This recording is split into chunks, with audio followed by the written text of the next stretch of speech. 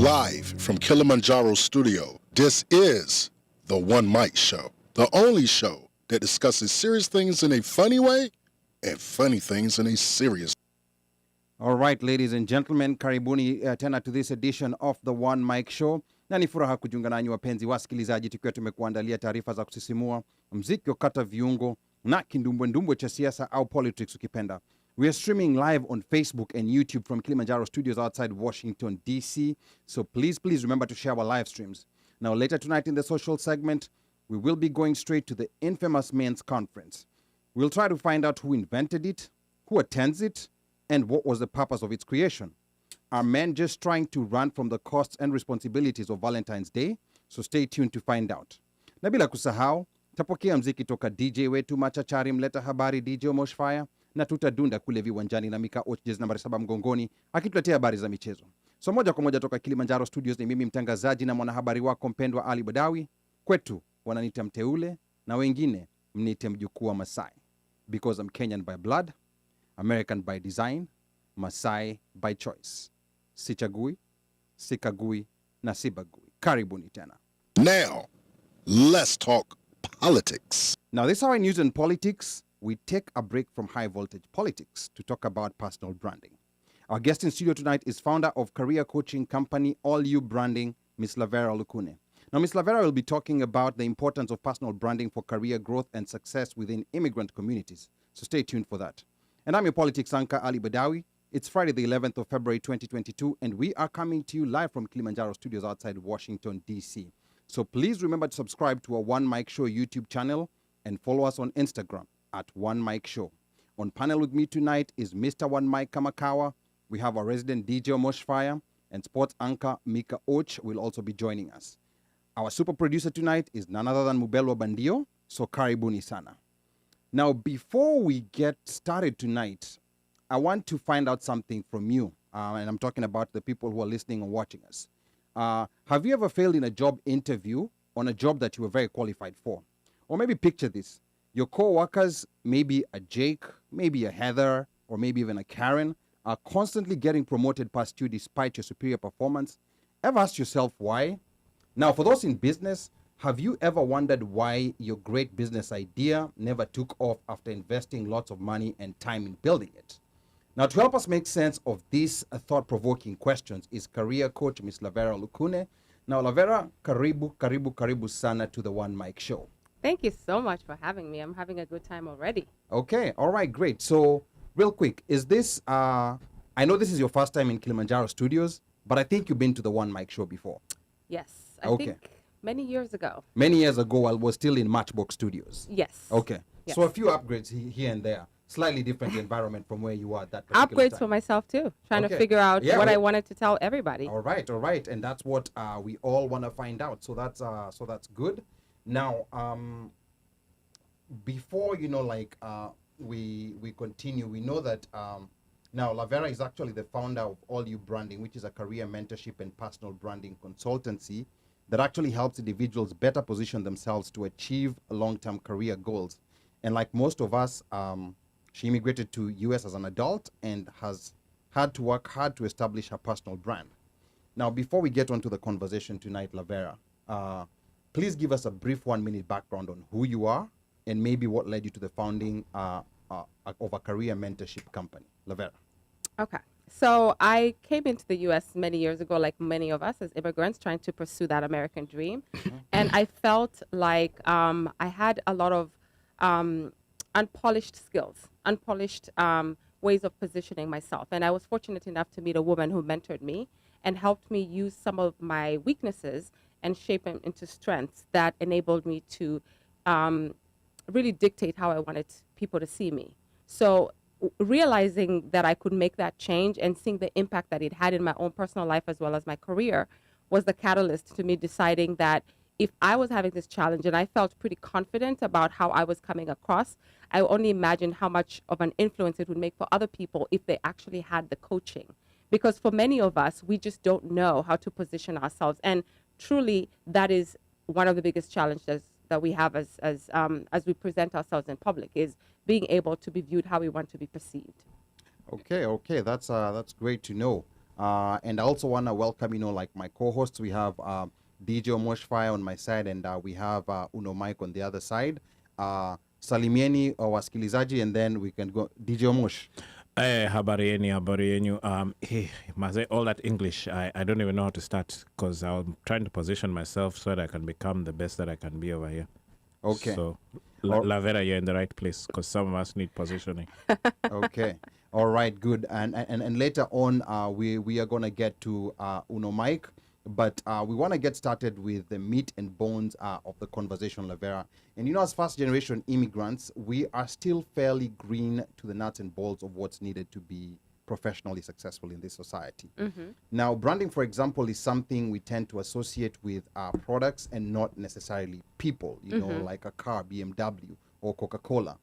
So I want you to start by just breaking down the blind spots that we may have as immigrants or as Africans when it comes to the concept of personal branding. Lavera.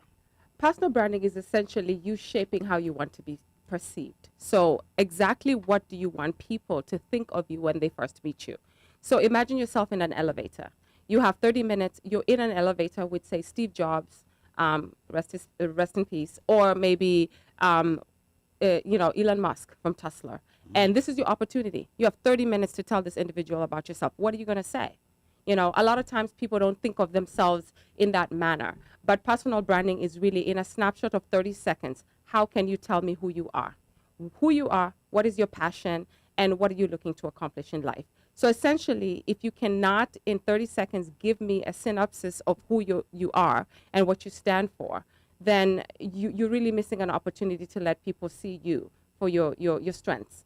And one of the things that I usually tell people that I'm coaching is that personal branding, there are different ways to view it. There's the individual personal branding, which is based on you and how you present yourself, especially if you're interviewing for a position, or you are, an MC, or you are, trying to influence. But there's also personal branding for somebody, who runs a business. So there's a different way that person would need to brand themselves. But from an individual perspective, I would say there are 5 things that you need to think about when you're personal branding. What is your power? What is the thing about you that makes you powerful? What's your passion? What do you love? What do you stand for? What drives you? What makes you wake up in the morning? What is your purpose? What are you doing what you're doing for? Are you doing it because it makes you feel good? Are you doing it because you want some type of a return? And then the people. Who are the people you're trying to influence? Who's the audience? Is there an unmet need that you're trying to solve for these individuals? And then your platform. How are you going to reach these individuals? Are you going to reach them through social media? Are you standing in front of a podium speaking to them?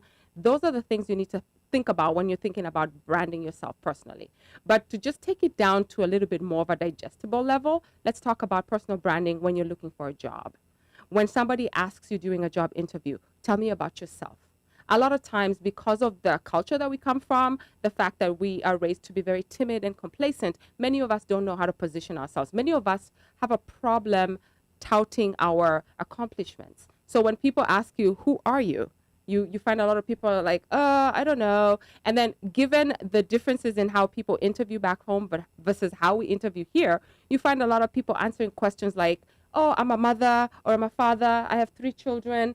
And your employer doesn't care about that. They want to know, how are you going to come in here and impact change in my organization? Are you agile enough? Can you help me save money? Who is agile?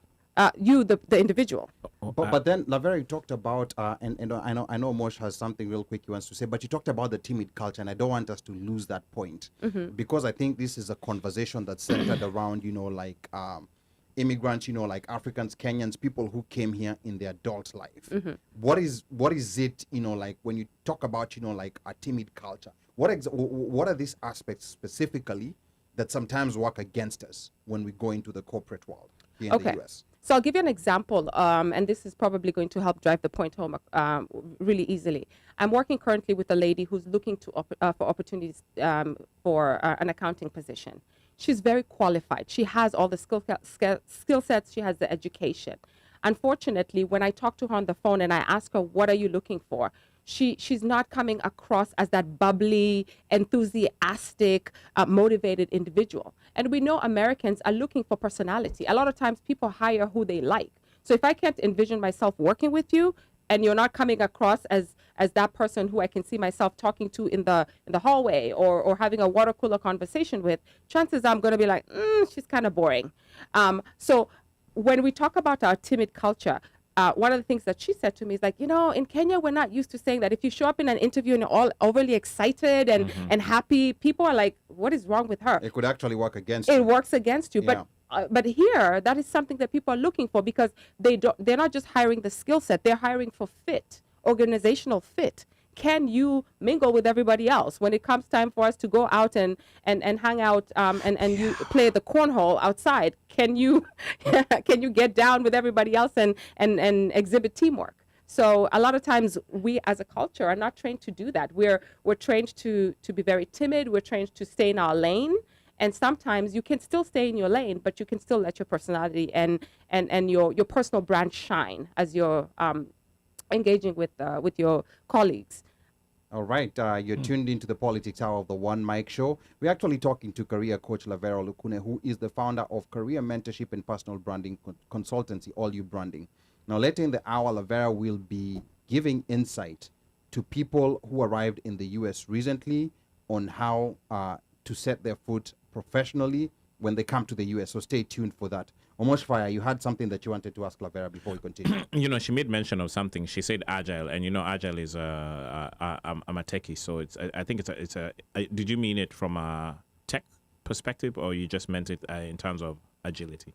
I meant it in terms of agility, because a lot of times when employers are looking for people to bring into their organization, they're looking for people who could easily adapt. Organizations are changing all the time. I mean, we've been through a crazy 2 years. Employers want to know, if one project dies and I have to, deploy you to another project, how comfortable are you in switching over? Some people get so married into one role, and their attitude then changes when they get shifted to something else. But your agility is really important, because it showcases your flexibility. Okay. And so when you're looking at your personal brand and employers are looking to hire, you want to exhibit that in your interview. You want to let people know that, hey, I can go with the flow, I can run where the business needs me, and I will hit the ground running and get the work done. Oh, excellent. Okay, that's good. And I don't know whether Mika has already joined us. I had him nungunikaring in the background. Yeah, so Mika, salimia, wasikilizaji na watazamaji, and talk to us about the sports segment. It's going to be very explosive tonight. What are we going to be talking about later in the sports segment? Mika Och. Meow. So, ladies and gentlemen, welcome to this edition of the One Mic Show. Happy I was up here. So today in sports, we're just going to talk about a little things that happened in England the other day. We're going to see if there is systematic racism that is being used in the punishment of Zuma, who was involved in a domestic squabble with his cat. So we're going to discuss about that, see what the consequences are. Domestic squabble, really, dude? This guy is not serious. And then we're also going to discuss about a certain football game that will be curtain raising and closing the curtains of a hip hop performance in LA. So keep it guys. Wow. Okay. Today is on fire. Yeah, today it's going to be fire. Yeah, I think he's on fire today, because even his descriptions, I think he must have used better English. Or there was that other one called Objective in English. Maybe it was first aid of English. Okay, anyway, let's get back to maybe I just got inspiration from coaching, from career coaching. Mika, that's a good one, man. I will say it again. He sent a self-brand. All right. Yes. Okay. He's being agile. All right. Let's get back to the conversation, and we want to get back to LAVERAH, now when it comes to actual the process of maybe job preparedness and interviews, what are some of the aspects within our, African or immigrant backgrounds that limit us from getting positions that we want, the salaries that we want, and also the raises that we want? LAVERAH. Okay, that's a three-pronged question. So salaries, I'm going to write this down. Salaries, positions, and raises, because Okay. they're all related to each other, one way or another. Okay, so you've been interviewing, you've been hired, or rather you've been offered the position. A lot of the mistakes that we make is we take that very first offer. You know, Karen and you know, Jake. and Jake, they do not accept that first offer. Why Karen? Why No, not just random names. Why not have A lot of times, Or Jake, Jacinta, Jacinta. Yeah. A lot of time, Jake will be given the offer that he's worth because he is, you know, he's a white privilege.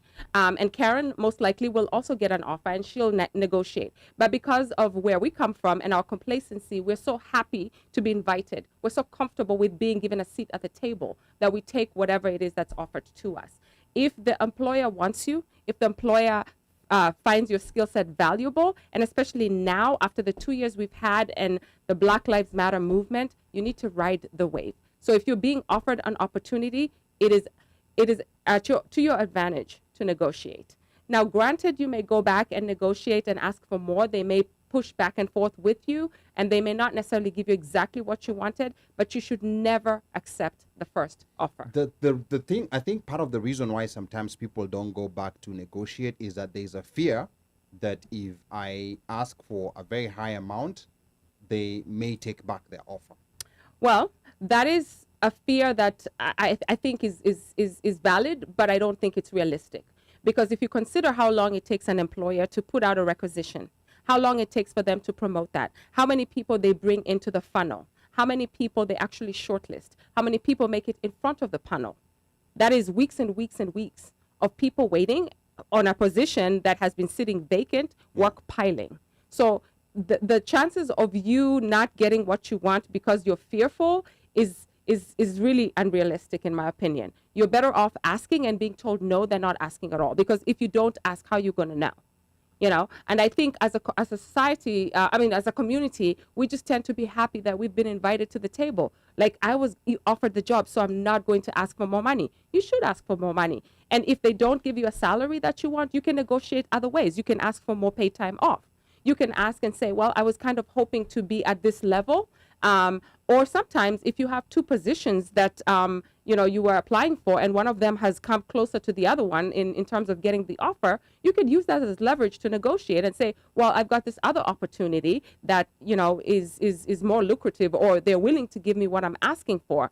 Something else that you can ask for is if they're not willing to budge on the actual gross income, you can ask for a sign-on bonus and say, well, what can you do to sweeten the deal? Can you give me an additional $5,000 as a sign-on bonus? Now, when you talk about 5,000, how much more should you ask for? Because that's another question that comes up. Let's say, for example, I've interviewed for a position and I've been offered maybe, let's say, $80,000. So from $80,000, I mean, of course, I can't go asking for $200,000 on a position that I've been asked for 80. But how much, how do you play with these numbers to make sure that whatever you're asking for is not so unrealistic, but at the same time you're also not lowballing yourself with the offer that you're offer that requesting. you're asking for? Yeah. So is there a range, so to speak? Yes, there usually is a range. And what I would suggest is before you actually go into that interview, you have to have an idea of what your market value is. So you need to do research. A lot of times people don't do that. But you need to do research. This is public information. You can go on Glassdoor, and there are very many other resources that you can be able to go to that will help you understand what people who are in your skill set, in your industry, are getting paid. Because it also varies based on industry. Skill set may be across the board, but some industries are going to pay you more than others. Once you've got that information, then you're able to have a better sense of how much more you can push. The other question that I always encourage people who I'm working with to ask is, once you've received an offer, you can ask the recruiter, where in the quartile do I fall? A lot of times employers have what they call a quartile, which is a range of 0 to 25, 25 to 50, 50 to 75, and 75 to 100. That's essentially the broad range of where most salary bands fall under, depending on your industry and also your title. So you can ask to be given information about where in that quartile you fall under. And if you're obviously under, in the 25 range quartile, then you know that, between 0 and 25, then you're being paid the lower end. If you're between 75 and 100, then you kind of, you may be doing well off. So that's another question to ask. Now, granted, you're not always going to get the right response depending on the industry, depending on the recruiter that you're working with. But if you do your due diligence and look at what people within the industry you're applying to and in your city are actually making, that should give you a good sense of how much more of a range you should be asking for when you're negotiating salary. Okay. OmoshFaya. This quartile one is one that I'm stuck on. Because it almost seems like, granted, I've done my math. I know what my range, or what I should be getting industry-wide. But then the employer, so you're saying that this quartile is actually, it's basically what they're paying for that particular job. What they're paying for that particular job in that particular industry, or in that particular company. But if you go in and you say, hey, for this particular job industry-wide, say maybe you're applying in the consultancy industry or the finance industry, Correct. You should have a sense of how much people with your skill set are making, what employers are willing to pay for. And that's what you're going in there asking for. If they don't give you that amount of money, you can request to see what the band is. You know, and this is, again, where a lot of people feel like, oh, my goodness, I don't want to be the problem child because I don't want to, rock the boat and have the offer rescinded. But keep in mind, these people have spent weeks and weeks trying to get you into the funnel. Correct. They finally like you. They've offered you the position. You can push back a little bit. You have a little bit of leeway to do that. Okay, so you're trying to tell me that I need to know this quartile so at what point am I trying to get this information? Am I getting this information from Jump, or am I getting it at interview 2, 3? Okay, so what I would recommend is when you go into the interview, when you get a call from the recruiter saying they're interested in you, Correct. That's where you need to do your research. But even before then, while you're job hunting, you should know, based on the type of positions you're applying for, how much money and you're willing to jump your current role and move into a new role. And then you also need to look at the industry, because I can tell you that I'm a marketing professional. What they pay in nonprofit is not the same as what they're going to pay Correct. in finance and what they're going to pay in tech and consulting. It varies. So you need to have an understanding of the type of employment you're seeking, and where you want to be when you want to land. And when you do speak to a recruiter, when they're screening you, you also need to have that conversation. And you say, personally, I'm not moving for $10,000, because at the end of the day, Uncle Sam is going to come and grab that money, and it's not going to feel like I made any kind of improvement in my situation. So if you know your situation, then you say to the recruiter, how can you sweeten the deal? What else can you give me that's going to make it easy for me to move? All right. And Uno wants to come in. And Yakobo Simba here is saying, knowledge being dropped kinoma. Yakobo Simba, welcome. I think this is the first time we're interacting in 2022. Happy New Year. And then, we also have Sean Kanyede, Karibu Sana. The People's Kamkunji says we're listening. Slay says this is great information. And then Slay has also asked the question, how do you know your market value? And I think you've already answered that question as we were speaking. Right. And then Ida from Sunday Wind Down, Karibu Sana, Salimia Sani Sistuki. She's asking, do you think people who switch companies often end up earning more than those that stick to one company hoping for raises and bonuses? No. Before she answers that, wow. Before she answers that was a quick answer. Who you? Yeah. Anyway, she'll answer that.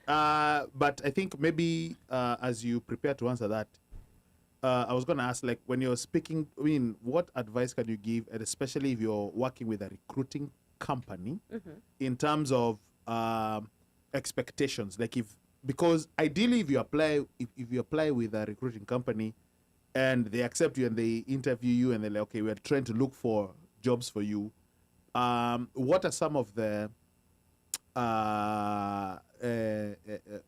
angles, or what are some of the non-negotiable or non-reducible minimums can you offer? Can you let them know so that you can get maybe what is best for you and your skill set? So are you saying this is a recruiting agency that is going to fish for you?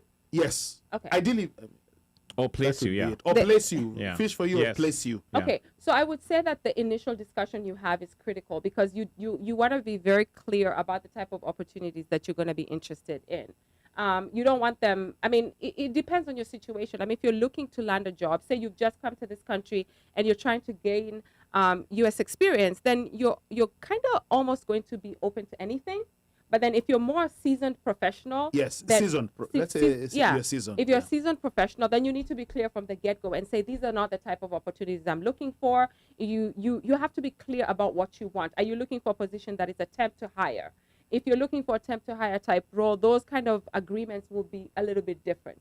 If you're looking for just temping, you also have to be very clear that you want a certain amount, like what your take home should be, what you want to net out at. Because a lot of times they'll give you gross and it sounds really amazing because they have their own fees that they need to deduct. Yeah. So you have to make sure you let them know what their net is so that they can be able to give you the amount that you're looking for. So that's the advice that I would give, is make sure that you have a clear conversation with that recruiter on what it is your bottom line looks like. So just to hop a little bit on what one Mike was jumping on about the recruiters, and my experience with the recruiters is that if I have my way, I'll never deal with them. But then, no, that's been my experience. Mother than you. Boss. And it's been because a lot of things what happen, a lot of times what happened is that HR departments basically outsourced. They didn't want to deal with, that whole process. And they're like, you go out there, fish, get the people, bring them in front of us. We'll interview them. We'll go through the resumes and then we'll interview them. And then at that point, if we're willing, yada, yada, yada, we'll give you guys your fee, which sometimes equates to maybe a month of this person's salary, or depends on how you come in, whether you come in as, like you said, attempt to hire and so on and so forth. But what I've also noticed with a lot of those recruiters, at least when I was going through it, was that what they did is they presented like 20 people, threw you all in, whoever bit got the straw, and then the other 19 people, it's like they keep quiet, they don't say anything, they wait until the next time they have another client that you fit in with a skill set, then they throw in another 20 people, whoever gets bit, and so on and so forth. So after like the third interview of somebody not calling you back, or maybe second, or whatever you want to call it, then you're like, okay, well, this guy's supposed to be working for me, but they're not. I'm like, yeah, what's happening here? And you're right. You realize that these jokers are just basically not working for you. So, I mean, just in terms of what Uno is saying, what are the telltale signs as a prospective job seeker who's working with either 1, 2, 3, 4, 5 different recruitment, companies to place you? What are the things you're looking for to know whether these guys are serious or they have something or whatever? And then after interviews, what is it that you need to do so that you know either whether you interviewed well, whether you didn't get the job, yada, yada, yada, to make yourself better? Okay, so what I would suggest is this, 2 things. The first thing is that if you receive a call from a recruiter who's recruiting for an organization, I would go directly to that organization's website and see if that position is posted there. If it is, I would submit the application on that particular website. Secondly, I would go onto my LinkedIn profile and search and see if there's any connection that I have with anybody who is in my network who may have some type of a connection to that role, and try and see if I can connect with that person. That is your best bet. Recruiters who are hiring, who are fishing for companies, that's what they do. They're going to get paid based on commission. Their role is to bring in as many candidates into the funnel, and then kind of let the chips fall where they may. Now, what they typically will do is they're typically screening you just to make sure if you fit the profile of what the employer is looking for. Correct. So I would not necessarily say put your eggs in that basket. Now, there are, unique situations where you might end up getting hired based on those engagements. But if that's your main source of job search, I would say you need to keep searching. Keep figuring out different ways, because they're not there to work for you. They work from themselves to make sure that they bring in the right people in the funnel. And sometimes they're actually getting paid to bring people into the funnel. Yeah, correct. Yeah. And then when somebody lands a role, then they get paid more money there. So the other thing that I would suggest too is that if you have gotten an interview with the company, it is in your best interest, number one, before you walk into the interview, to ask your recruiter to provide you with the names of the people you're going to interview with. This is something that is basic knowledge. Get the names of the interviewers. Understanding the panel. Understand who the panel is. You need to know who you're going to interview That's a big with. one. Yes. Yeah. And part of the reason for this is twofold. For me, I think it's important for you to know how you will position yourself when you're approaching this interview. If one of the people on the panel is a VP, you want to make sure that you're prepared, because their level of question is going to be different than somebody who's talking to you as a peer. Okay. Understood. So the other thing too is, as you're going into this interviews, make sure that you're asking your recruiter to provide you with the email addresses of the people who are going to interview you, because then you're going to cut off the middleman as well and be able to communicate directly, whether it's with the hiring manager or somebody in the panel. And then the third thing is So slow down, Lavera. Email address. yes. That's okay. And the reason why I want to slow you down is because you're dropping nuggets that I think, for some people they're hearing for the first time. What are you doing with the email address? Are you emailing the person before you go for the interview? No, you're not emailing the person before you go to for the interview. Okay. So what I would say is the email address you probably want to ask as one of your questions towards the end of the interview. Okay, great. So a lot of times, this is another issue that I have with people that I'm working with, is when they go into the interview process and I ask them, so what questions are you going to ask your potential employer? A lot of them are like, oh, when are you looking to hire? You know, what's the organization like? And I'm like, those are not the type of questions you really should be asking. This is another reason why you want to understand who's in your panel. Because if it's a peer, you're going to ask questions like, you know, how long did it get you to get up to speed on the role? If it's a manager, what I usually ask the manager is, what is your expectation of me when I take on this position? What's my learning curve going to be? You want to understand. How long is it going to take me to get with it? And then if I'm talking to a director or a vice president, I'm going to ask them what the long-term goals of the organizations are. So for you to go in there and ask a question of, oh, so what's it like? Do you guys have fun? It's like, are you really, are you invested in this opportunity? Like, what kind of position are you looking And you know, for here? interesting enough, those are the things that people say. You know, like Well, with those are today's the things that markets, those are the things the that youngins people are say. asking those questions. They want a fun Oh, campus. don't even get me started on the youngins, because there's a whole different working mentoring session that needs to happen with our young folks. And we're gonna get to that. Okay. So hold that thought. And there's quite a number of questions that are coming in. There's one question that Slay is asking, but before we get to Slay's question, I think we have a caller. Is he still there? Yes, he is. Okay, I think we have a caller. 0574. All right, caller. You know, like line is yours. Tell us who you are and where you're calling from. All right, Bandio. Oh, super producer Bandio. All right, what's your question to LAVERAH tonight? So before the question, first, I just want to thank her for the information that she's given out. This is very, very important for so many people, especially now. So my question is there such a thing as a body language branding? And the reason I'm asking this is because I'm part of the hiring team, my company, which is manufacturing for aerospace. And before we sit down for the interview, I am tasked to take people to the tour in the shop and show them almost everything and the process and what we do, why we do, you know, the importance and everything. But on top of that, when we do calibration, the things, one of the first questions that always come after that is like, how did this person react in the shop? Was he or she overwhelmed?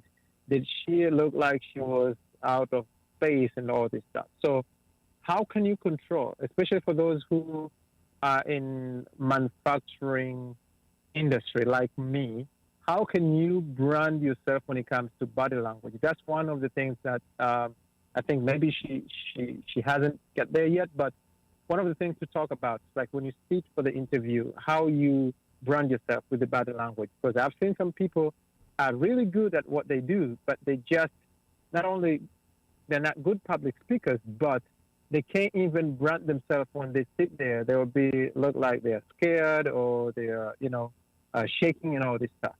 So is there such a thing as body language branding? And what would be her advice to people who are going to the interview? How can they handle themselves, especially when it comes to body language? And in addition to that question that Bubelo is asking, you know, like when we had a conversation with you off before this interview, you mentioned, you know, like personality and likability being very key, you know, like to being hired Yes.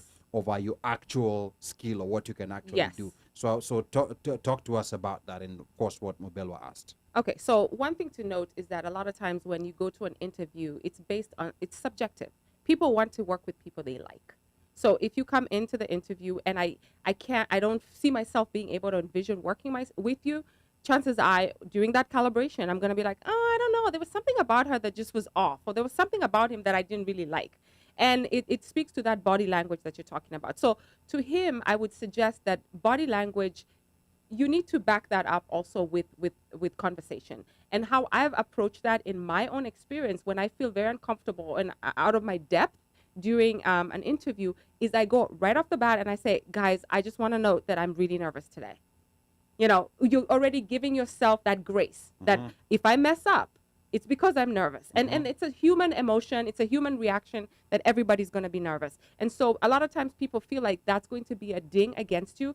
But in my view, in my opinion, and my advice is that is you just humanizing the whole experience. You're in a situation that is nerve-wracking and you're letting everybody know that I'm a little bit nervous today. So I would say to the caller that that's something that they can speak to by saying, I've not been in this environment before, or I never had the opportunity in my previous role to be in an environment like this, so I'm a little bit nervous. It's just in really how you position where your situation, and really labeling the elephant in the room, saying, this is not my comfort zone, and I'm just letting you know, so please don't ding me for this. Hopefully that helps answer your question. Okay, Bandio, does that answer your question? He's nervous. Yes. Okay, asante Yeah, sana. it does, and I think, as you say, sometimes it's very important, because I've seen that. I've just interviewed like 5 people this week. I mean, I was part of the team interviewing, and People almost buckle. everything that she said Okay. is true. Sometimes it's good for you to be upfront and say that, okay, this is what's going on. Like, And so, the yeah, other thing it that does. I use on a regular basis is, a lot of times, especially if I've had to interview with senior leadership folks, and they ask me about something that I absolutely have no experience in, there's nothing wrong with you saying, unfortunately, I've never, my previous role did not, afford me the opportunity to do that, or my skills have not been stretched in that way because of the limitations of my previous role. However, I'm willing to learn. Exactly. But that's the thing, being honest and upfront about what your capability is, because then you come across as likable. You're being authentic, and it just, at least that's my opinion. It's, you want to be authentic. Okay, so a question here from So Slay. I want to jump on that, Ali. Before you ask your question, I want to jump on that. Okay, statement Mika. that Lavero made, because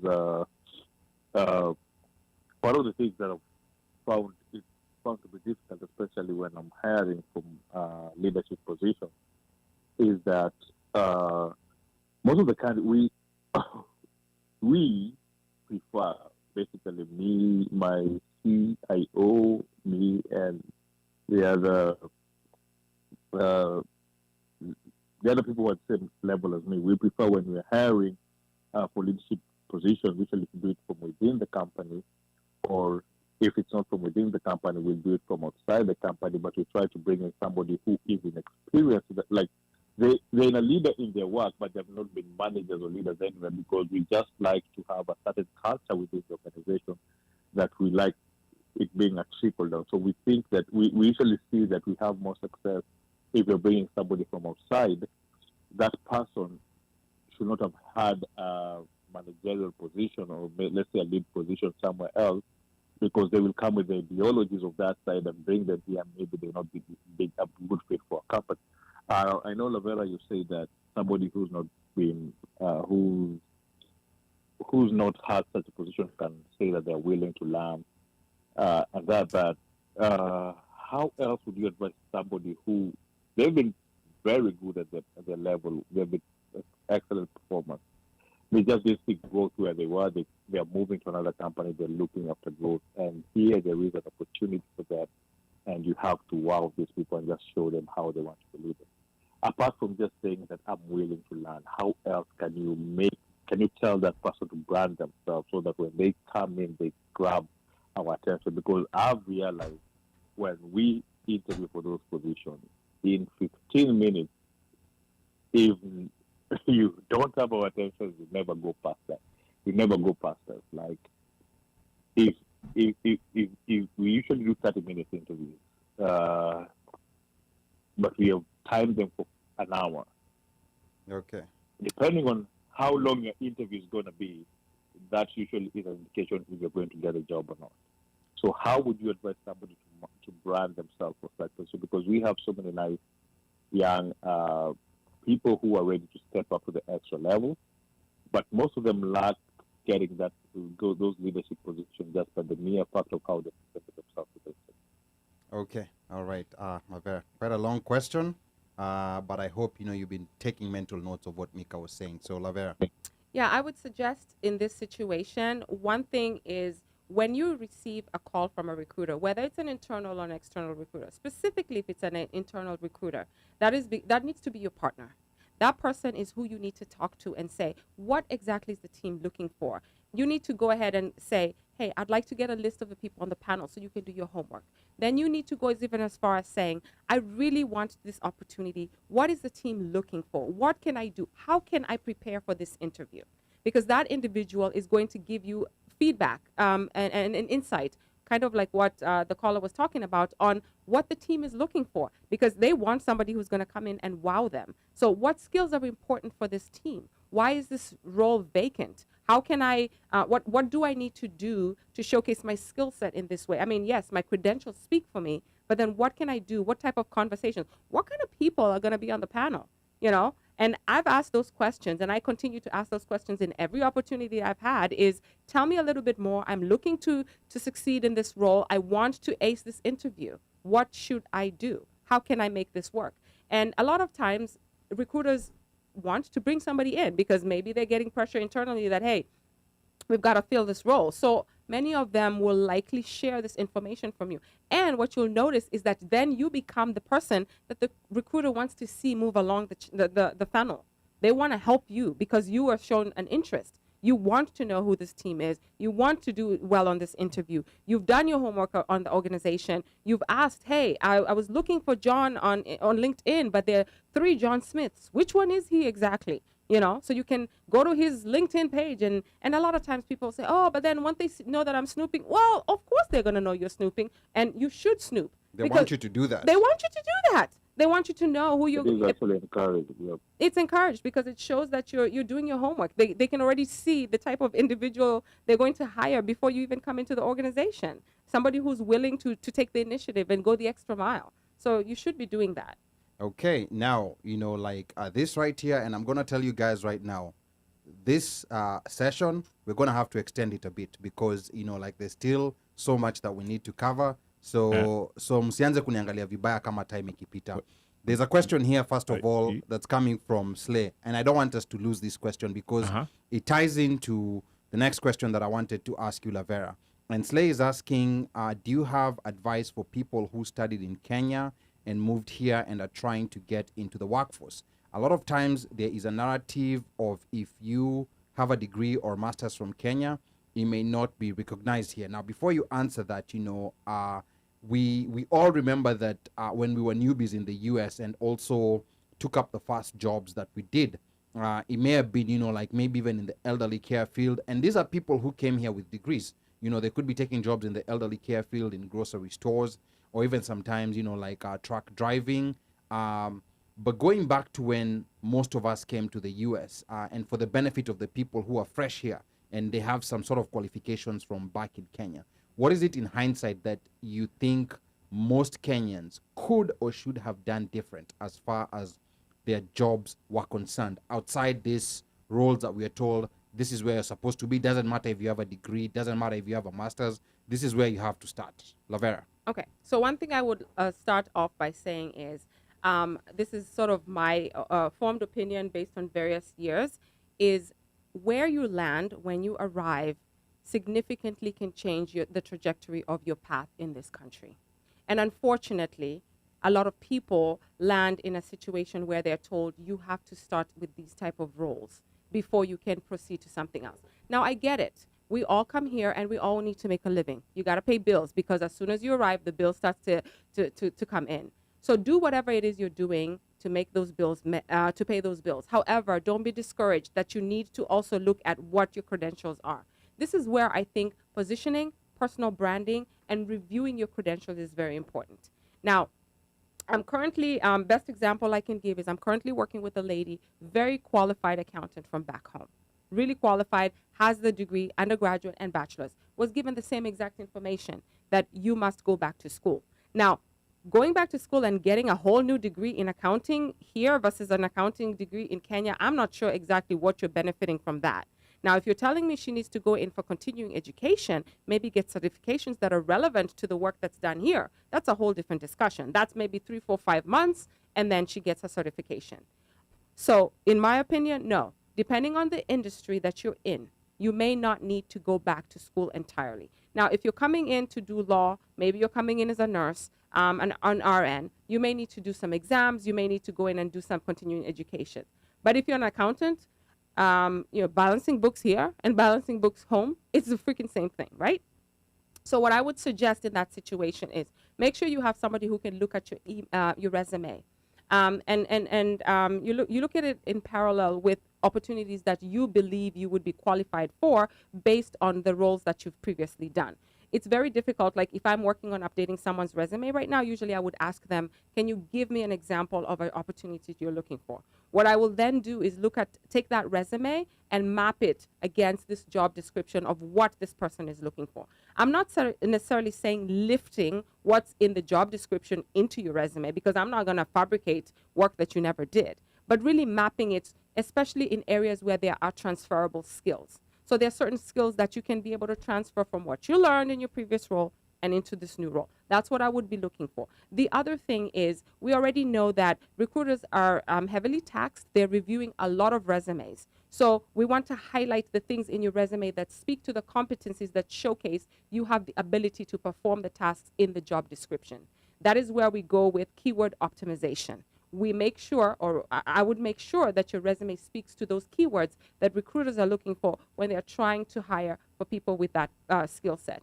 And then the third thing that I would also say is, depending on where you are in terms of your career, if you haven't created a LinkedIn account, and I keep saying this over and over again, people undermine the value and the benefit of LinkedIn. You go to LinkedIn and you start looking at associations, you start liking organizations that you have an interest in working with. Those type of things help with your profile, because recruiters go there first when they are trying to source for candidates. So to answer your question, this was a long way to answer your question.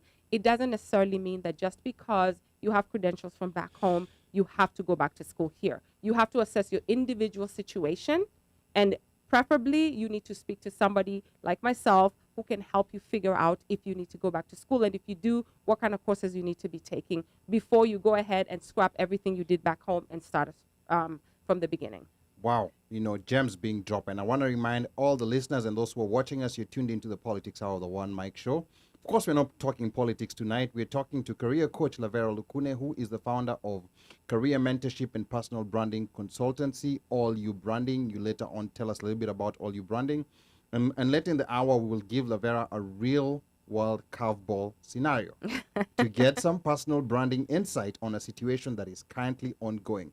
So LAVERAH, I want you to stay tuned for that. And, we won't throw you under the bus. It's just a curveball scenario. We're also going to be interviewing you here to see.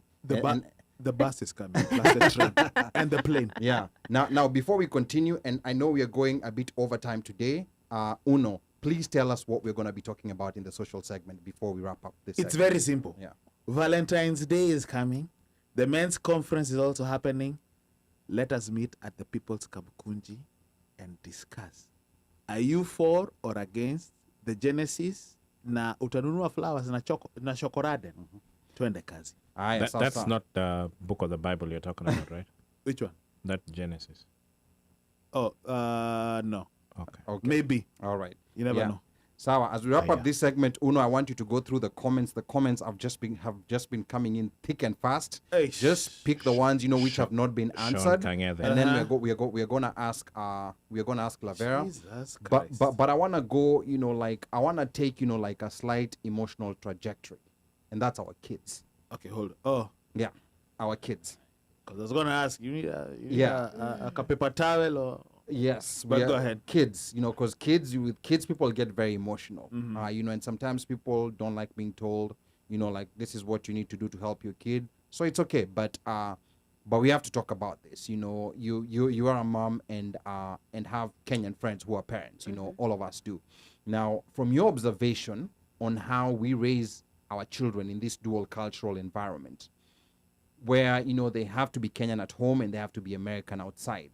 What are some critical aspects that immigrant parents may be blind to when it comes to developing social skills and creating future opportunities for their kids? Double. Oh, sorry, my bad.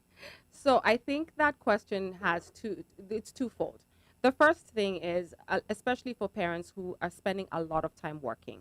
A lot of times people are chasing that double, triple shift, and they're forgetting that they have children at home.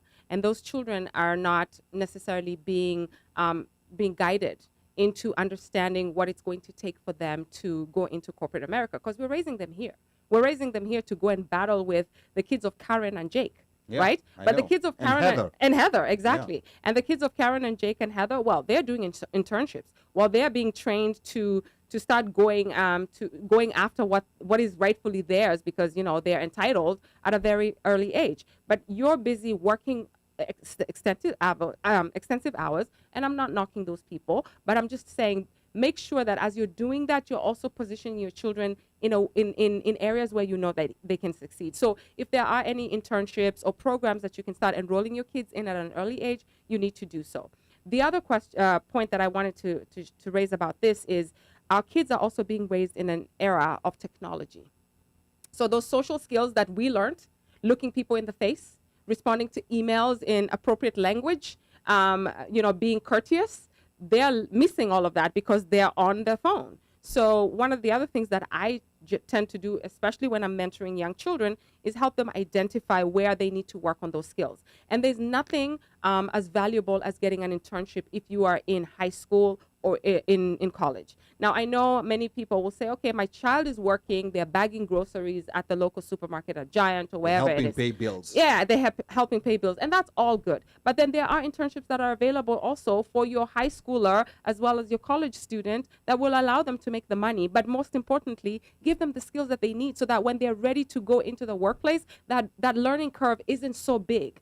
So I just think that as a community, we need to be thinking about that. So while you are going to work and making the money to pay the bills for your children, make sure that you're also thinking about your children and the skills that they need to be getting. Because let's be honest, our school systems are not providing all of that. They're doing the bare minimum, and our kids are still going to have to fight for their own positions with the Jakes and the Heathers and the Karen's children. Okay. All right. Uno, is there, like any questions that you're seeing, like repeating themselves? Now, let me just to support what she was saying. Jacobo Simba says over here, I would say interning and volunteering. Yep. To add the appropriate, in parentheses, US-based experience for your resume goes a long way. Perfect. But let me throw a few. My goodness me. And I think she may have answered this. Maybe not. How does one overcome bias during an interview, e.g., gender and race? Keep that posted. Note that down. Paul Okwam This says is over here. not a valid menu option.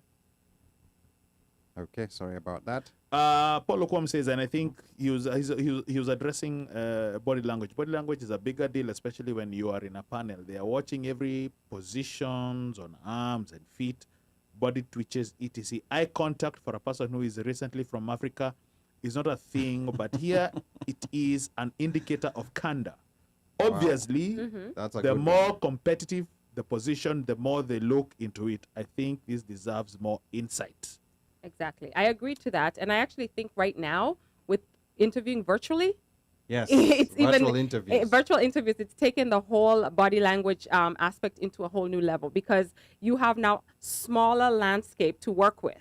Unlike before, where you could sit in a panel and sit in a desk and you can kind of slump your shoulders a little bit, relax, and feel a little bit at ease. Right now, you have 4 or 5 people looking at you in this one small screen. So it's become a challenge. Now, and I think Washeka Bahia says, and I think this was based on the question talking about gender and nationality. She says, Washeka says, I have faced this before. And the only reason I got the role is because the hiring manager insisted on talking to me, despite negative reviews from the recruiter. I later learned that the recruiter had biases based on race and nationality. Because this was going to be one of my questions, like you're from Kenya, Cameroon, Nigeria, it doesn't matter, but you're African. And now you're interviewing for a position, let's say, with a prospective company here. And they probably never have, or even if they have, well, they've probably never had, they've never interviewed maybe an African or somebody with African roots, with roots, but you qualify. And again, it's still one of those, it's a learning curve, it's a learning process. And what would you advise? If, let's say, for example, Ali has come today, my friend, and he's looking for a job, he's a qualified accountant, CP3, accountant 3 or whatever. Even if it's not me interviewing, but somebody, a relative that has come, foreigner, what would you advise them, or what would you advise me to tell Ali to expect Well, in terms of even, hardships? Because you see, you're talking about body language here. Sometimes, coming from Africa, you have an accent. Yeah. Your accent. Let us just say, you know what? Let's call it what it is. Your Your accent. accent. Your accent. Use of words. Okay. Yeah, the Kenyan one is a bit softer. There's Yes. some stronger accents. but- Najao, and see our In African, Kenya, we don't really have a language problem. Lavera. see our Kenyan ladies love Nigerian men for, So for you're- Valentines. But go ahead. Go ahead. you're probably not going to like this response, but there's only so much you can do, and that's just the reality. Even for myself, going into interviews, being a black woman, being very confident, having no hair. I've experienced those type of biases where people look at me and they're like, "Ooh, she's very threatening," and we don't want that type of person in our environment. So you just wear a wig when you go for the interview. Well, that doesn't always work out good for everybody, because even It's a now double-edged sword. it could be a double. Yeah, and Or exactly. you might And you find see the those person are who doesn't things- like wigs. And you see, those are things that men also don't understand. Yeah. Like that women have to deal with when they're going Yes. for interviews. Lavera. Yeah. So what I'm saying is that there are certain things that you can control and there are other things that you just cannot control. So I would say in terms of preparedness, you just have to go and be prepared in the best way possible. Showcase your skill set, showcase your expertise. Leverage your recruiter as the person who you can ask questions about the structure of the team, the structure of the organization. And ultimately, if you don't get the job, it really wasn't meant for you to begin with. Correct. But then one of the things while we're on that subject that I can address now is that we're in an era right now that the past 2 years with all this Black Lives movements, there have been a lot of organizations that now are trying to walk the walk. Many of them were talking the talk and just writing a check and sending it over and saying, we support Black movements. We're against Black, discrimination. But some companies are right now actually taking the extra mile and walking the walk. So if you've been in the past, felt intimidated or worried about working for certain organizations, it's a good opportunity now because they really are looking for diversity in their organizations and they're looking for diverse candidates. So I would say that this would be a good time for you to start looking for a job and ride this wave for as long as it takes, because we know it's not going to last. Now, Trish says over here, and I guess this is in regards to biases and stuff. Tap into your soft skills that are universal Oh, yes. and transferable, then pivot. And then Paulo Kwom says, the reality is the same all over. Once you get here, you do what you have to do for work, but get into school. Community college is a good way to start. It'll hurt your pride, but it's the quickest way to get into any field. This thing is just readjusting itself. Yeah, and also like some comments And I also think- coming from YouTube.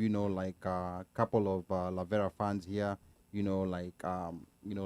Saying hi to Lavera, saying great information. Kate Nkaruya, Daniel Karanja says awesome presentation, and Auntie Jane says great information. So yeah, so they're watching you, Lavera. There's So also a it young says- man over there who Yeah. said hi, mom. Yeah. Yeah. There's a there's young a man. young guy. Oh, Yeah, Justin. young guy. We have a stalker, Justo. Oh, yeah, Justin is Justo. Okay. So over here, it will hurt your pride. The quickest way is to get into the field. Once they see a name, they recognize your experience is considered. I don't know about that, and I think she addressed that in terms of sometimes you don't have to go back or take the low roads. You go back to school, but there's a way you can fight. in There's a terms way you of- can. There's a way you can, because at some point And- you just have to fight that. And I think that's where that's going to bring her to the services that she can provide. Yes. To be able to mitigate that, because sometimes this is a lot of information, especially for someone who's new here. A shortcut will be contacting Lavera, and she'll be giving her her contact information. details later. So Uno. Jacobo says, good point. We also have to sell it as it is. Some training is significantly different. I need explanation on that. On the immigration and parenting thing, not so clear. Acculturation differences make it harder for the parents to understand the leverage, the US-based, to understand the leverage. To understand and Leverage. To And understand leverage the and leverage US-based. the US-based. Bias. You cannot control hiring personnel, implicit bias. That is true. Is it Yeah. okay if we roll with this discussion and cut in on the men's conference discussion? Higher. That's from Pablo. Okay. So Eh, I'll leave it at that. please. that's controversial. That's controversial. But now, like as we try to wrap up, so that Yes. because there are people waiting for the men's conference discussion. Yes. Yeah. There- So there is one thing that I wanted to And maybe share. there's If I- branding over there. If I may, one thing that I want to share, Sure. if I may. Okay, so one of the things that I think we're also lacking as a community is our ability to realize the value of mentoring, career mentoring and coaching. So you've landed the job, you're now in the organization. You need to make sure that there are two types of coaching, career coaching and mentoring that you need. The first one is once you've landed in an organization, you've kind of figured out the lay of the land, you need to identify or partner with somebody within the organization who may be able to be your champion. Somebody who can help you navigate through the politics, somebody who can help you gain the visibility that you need. And that person may not always be your manager or may not always be a peer. It could be anybody within the organization who you've developed a rapport with who can help you figure out how to go up in the ladder if that is your goal within the organization. And the other thing is also to have an external mentor, because external mentors are also going to help you because they're not biased. They don't know the innings of what you're dealing with on a day-to-day basis. And those people can also help you ensure that you're still, on the trajectory to meeting your long-term goals.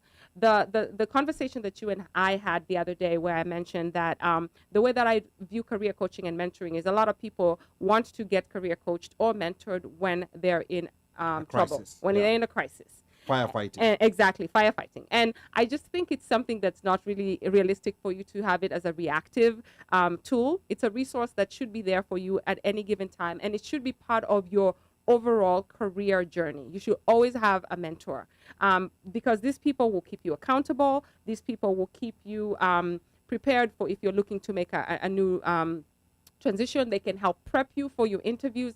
And if you have a little bit of, if you don't know the direction of how to get in touch with a career coach or a mentor, I can offer some advice on things to look for. Coaches and mentors are everywhere around you. It doesn't always have to be somebody who's in your profession or in your field. It's just somebody who you trust, somebody who has values that you are aligned with, somebody who you feel that you can be very upfront and honest with, but this person can help you. So just like I said the other day as well, it's just like therapy. I've not met anybody who's not benefited from therapy, whether they're in crisis or not. Just like career coaching and mentoring, everybody should have one because it just benefits you. Well, but on that therapy part, Before we finish, I think somebody we says need to over have here, another show about that one. About Yeah, the we- therapy or the we'll do mentoring with therapy, but therapy. somebody was saying, Zote. U.S. accounting is not the same as accounting standards in other countries. U.S. uses GAAP.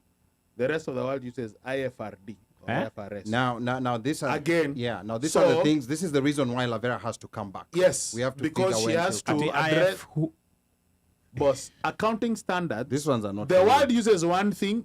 The U.S. uses another. Yao. Which is why I caveated my point by saying, depending on the industry and the profession, you may or may not need to go back to school. But still, there is no need to really go back to school. I don't think there's a need for you to, if you have a degree in accounting or a master's degree, an MBA in finance, there's no need for you to go back to school. No matter you, what. Let you, me- you may need continuing education, which But is different. Let me give a quick secret here, and I hope, like those people who recruited me at that time don't know. I've done an accounting job in the US. I've never had any training in accounting. hi, yeah. Never had any training in accounting. I mean, it was a long time ago. I was still fairly new. It was accounts receivable, accounts payable. But accounts receivable, you don't need to, Nini. But that's right. But a lot of Because people don't know that. all you're doing is invoicing. But and a lot of people it's don't know that. invoices, I payouts, had never and been Nini, trained yeah, anyway in you account, don't. but I just found someone who liked me within the organization, Yeah. and they just told me, So- if you can do this, So and it- this, you can learn this on the job. So it is being said the only savior is having an international certification. Okay, all right. So that's Hey, I am not an accountant. I know nothing about accounting. I'm not I saying mean, that she I'm does. not an accountant Yes, either. but- But what but I she what I do knows. know is that when I work with the client who has an interest in a specific industry, I go back and do my research.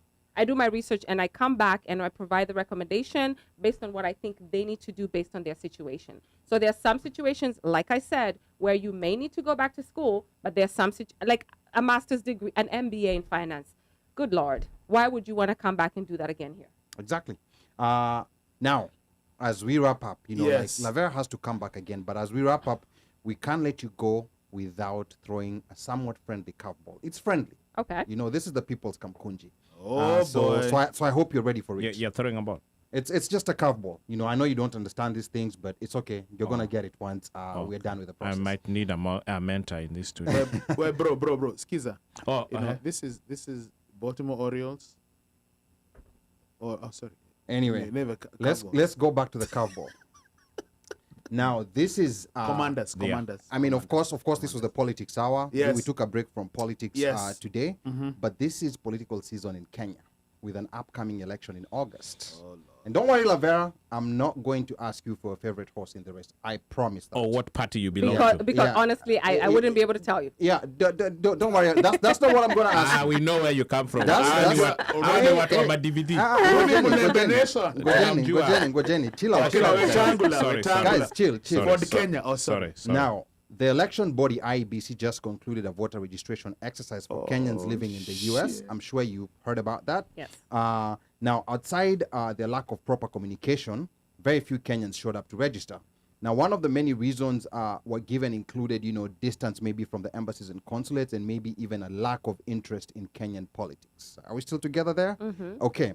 So from a branding perspective, what do you think from your personal experience is turning off diaspora Kenyans from Kenyan politics and politicians? You know, this is just a personal view, you know, just from, you know, the little following that you do and maybe what you know. What do you think is turning off, especially Kenyans who live here?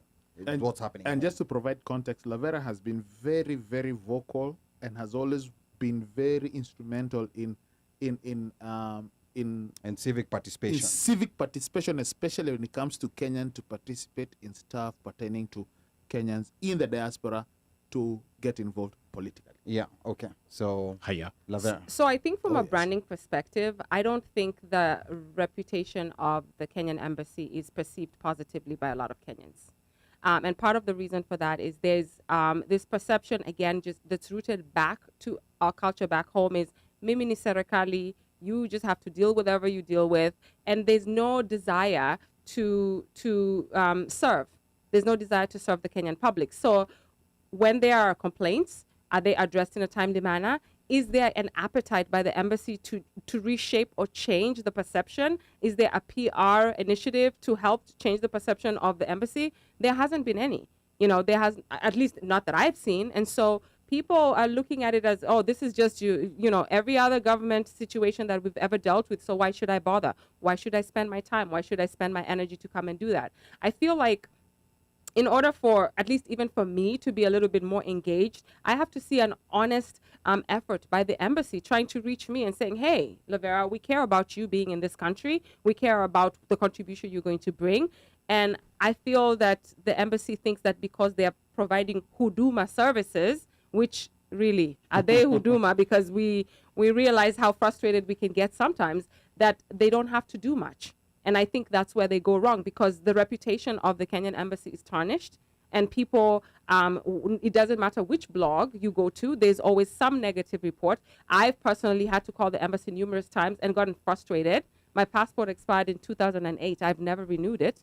I'd rather pay the Kenyan government their visa. She's still legal, though. I mean, just because it's too frustrating to deal with it. And I think I'm not the only one who feels that way. So I feel like if you didn't, the promotion to let people know, the awareness, to let people know that there was this push to get people to register, and a lot of people didn't show up, doesn't surprise me. Okay. There's a lot of lack of confidence. And I think, you know, because we've covered this issue of diaspora registration extensively, I think what Lavera is saying brings out is the fact that, you know, like most people, you know, can't even divorce, you know, like IBC, because it's not even the embassy that was doing the registration. Exactly. But people can't divorce IBC from the embassy because the embassy is the representation of Kenya. Yes. So whatever is happening in the embassy is also a representation of, you know, like what IBC is doing. And I think that's also part of the problem. But real quick, Lavera, if your company, All You Branding, was tasked with redeeming the image of the Kenyan government to Kenyans in the diaspora, what would your first priority be? This is just a quick 1 minute. First priority. Okay. She might fire the ambassador. Oh, sorry, go ahead. And actually, Washeke here says the embassy should hire you, Lavera. So I think first priority, there's a lot of work that goes into establishing what the issues are with a brand.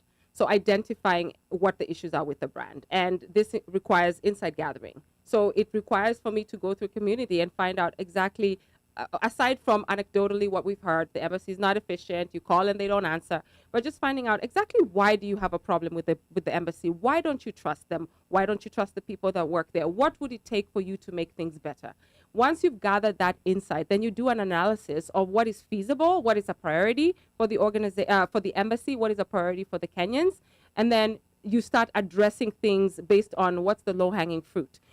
If people just are saying that, okay, we need you to answer the phones and respond because the embassy is considered to not be responsive. Maybe the phones are not the best way because everybody now has a technology. Maybe an email or a chat is more appropriate way for people to communicate. So for me, what I would do is I would approach it as a consultant and look at the situation and say, this is the issue. This is what people are complaining about. This is what we need to change. And then from there, maybe work with the embassy to try and figure out what's accessible and develop a plan. What can we change now? Because the reality is for people to see progress, you have to start addressing things that have goals that are immediate so people can see progress. And then you have midterm goals that can happen over a short period of time. And then you have the long-term goals, which is revamping that entire website because that website is... Oof. Busy. Wow. So I think both the embassy, I hope the embassy and IBC are listening, and I think they could use your services. But quick, before we end the segment, how can people reach you? You know, like there are so many people here who've been commenting, asking questions. Maybe there's someone who might... I think Sean is a customer. I see his question here. He's a customer. Go ahead. You know, so how can people, what's the best way to people reach you? And Uno, please write this down so that we can have that on the comments so that people can contact Lavera, inbox her, or whichever is the best way to reach her. Lavera. So I have a Facebook page, allubranding.com. It's ALL space U space branding. Yeah. You can go to Facebook and find me there. I'm also on Instagram, allubranding. One word? Mm-hmm. Okay. All you branding. All you branding. Yeah. And the U is a U. No. Or is it a Y-O-U? It's a Y-O-U. Okay. I'm branding myself and spelling accorrectly. I'm trying not to disappoint my... No emoji communication. No, I'm not disappointing my first grade teacher. She taught me how to spell. Allubranding.com, on Instagram, Facebook, and then my website is allubranding.com. I'm also accessible on email. You can send me an email at hello@allubranding.com, or you can send me an email at LAVERAH, LAVERAH, @allubranding.com. Okay, so you had it, and Uno is gonna type that up there so that whoever wants to contact Lavera, that's how you can reach her, and I'm sure there's someone who will be able to use your services.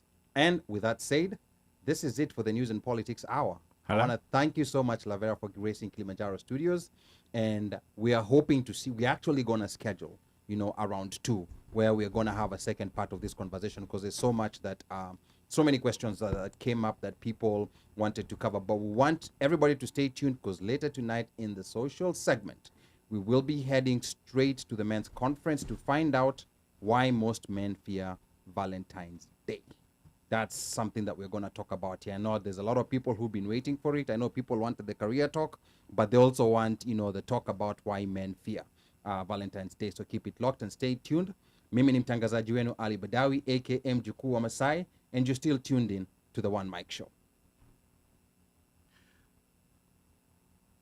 Ladies and gentlemen, mabibi na mabwana, it's still an encore presentation of the One Mic Show. Remember, tell a friend, to tell a friend, to tell a friend. The People's Kamkunji is in full effect. DJ Machachari, whatever.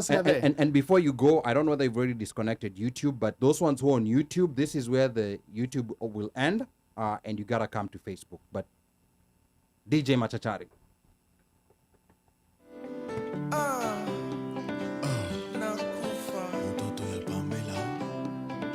Suda.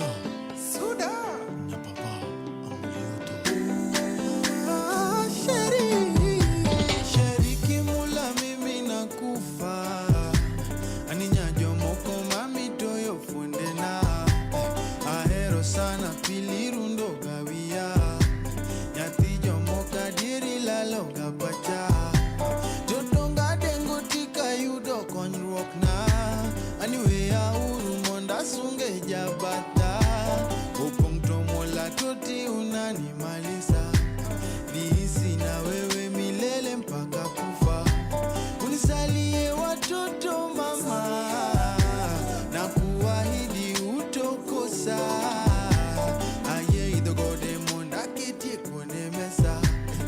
seko ye inkora teri mosanyola mamana. Yeah. Musique sentiment, musique bila jasho.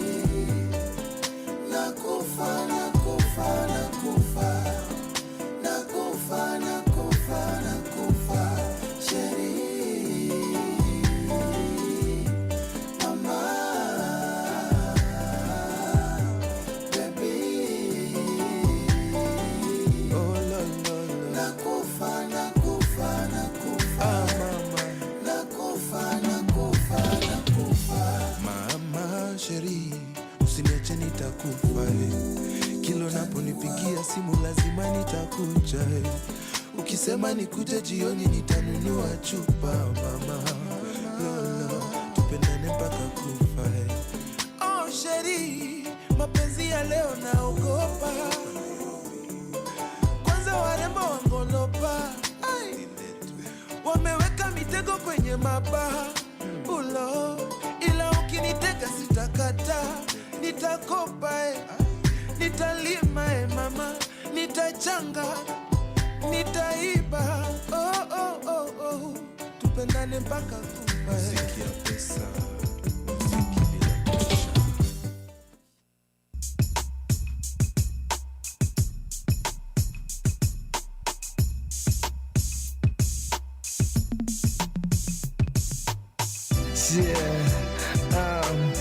Mazen nilipatana na Uden akanishoa kuna ma-MC wakali so nikampeleka Decimal akapatana na Punet alafu msio kaka nipea hii track twende kazi Rasha mimkali nianzaga mziki tuna na kitari akajikanisha basi tuna dakitari si unajua Rasha na kuwaga dakitari but mtaani mini ordinary si wagetikari boss mimnade ndo maana tudem tunashindaga kelele wanataka mpango kando ati ni wadare boss hey ni shamare niko mdogo tu kwenye gari si usare nikisonga mbele wako pale si tuko kwenye club tuna pale lezo yani pale narusha mizuka pale sijampata mkale maisha ni wangu sijamuona mkale maisha ni wangu Medare mkare mistari generali tangu kale kikundi serikali yani sirikali tangu kale haijarishi kare gani kazi zote kare na katika ile hali kashenkari ina hari kari forward kari Francis hari safari za mbalimbali biashara mbalimbali hatuchoki na hii safari sauti za kinyumbani wekelea kwa takikare ya dakitari na ni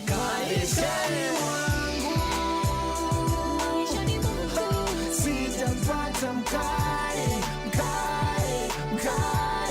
maisha ni wangu sijamuona mkale maisha ni wangu mimi nina sware madada kibao wote shware wanamuka mbele yangu na nisare wanataka leta noma na kucheza ngware kwangu kuja inje kuna umbwa kare nyumba ndani huko pata bibi kare mkare na si mkare nimeng'ara kari kanitoka kare nimechapa toto ware bado kare kama umeshindwa basi leta ture na uongeze ture ndo mi nikure kucha turerembe ture tukorembe nyewe kwa wamanyi wanataka rembe wanakana katika kama wembe otuwabe chekibukanya kishambe sijampata mkali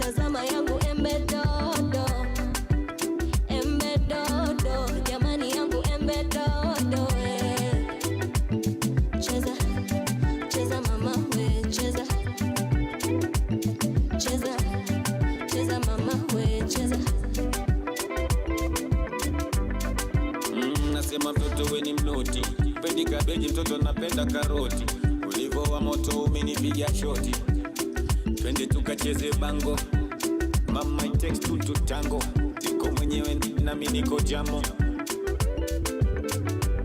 kula moja moja nutamwa karanga, kwa mahuno yake ya ganya penzi ya tanga, ngozi nyororo mtoto wa kidosi, piga picha insta ni kuposti, simiti imekauka roboti, basi bongo zake mambo nijieleze kiwazi, naocheza kayamba yunonya na shanga, anajua kama danga, karoga kwa muganga, embe dodo, jamani langu embe dodo, embe dodo, jamani langu embe dodo.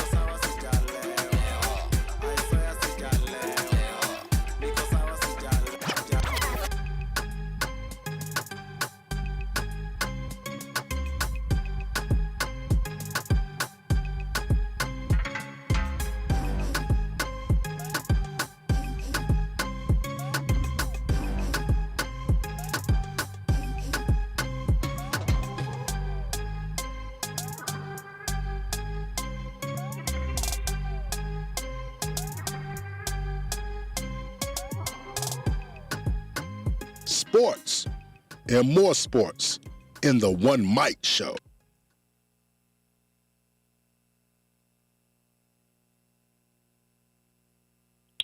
Ladies and gentlemen, welcome to this week's edition of the One Lecture Sports segment. Where today we're going to start off talking about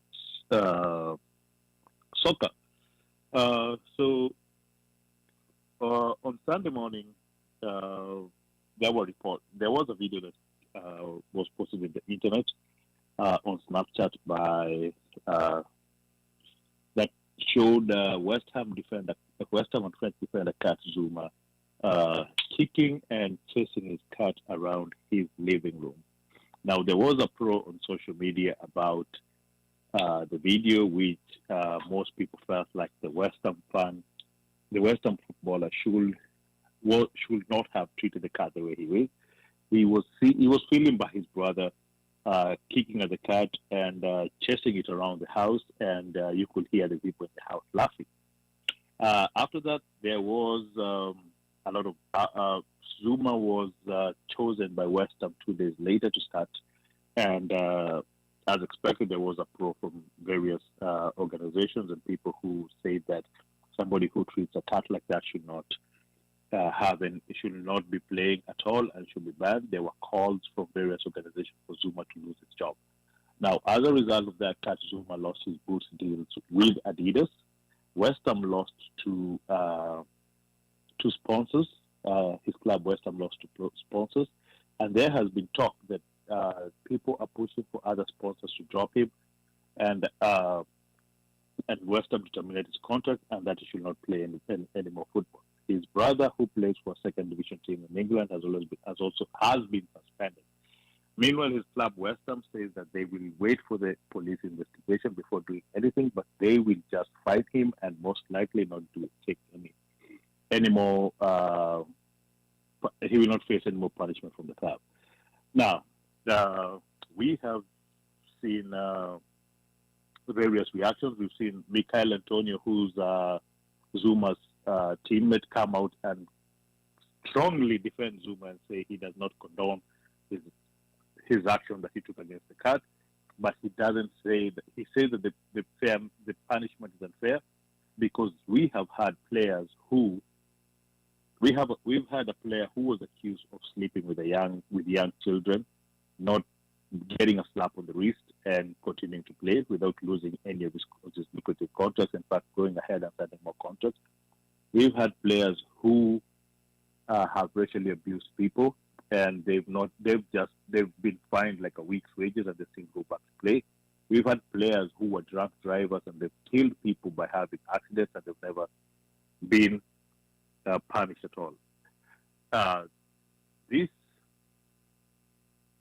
is the difference. All those players, the pedophile, the ones who have had sexual harassment against them, the racists, the drunk drivers, all were white. Here we have a black player whose people are calling to lose his livelihood. I just want to bring this to the panel.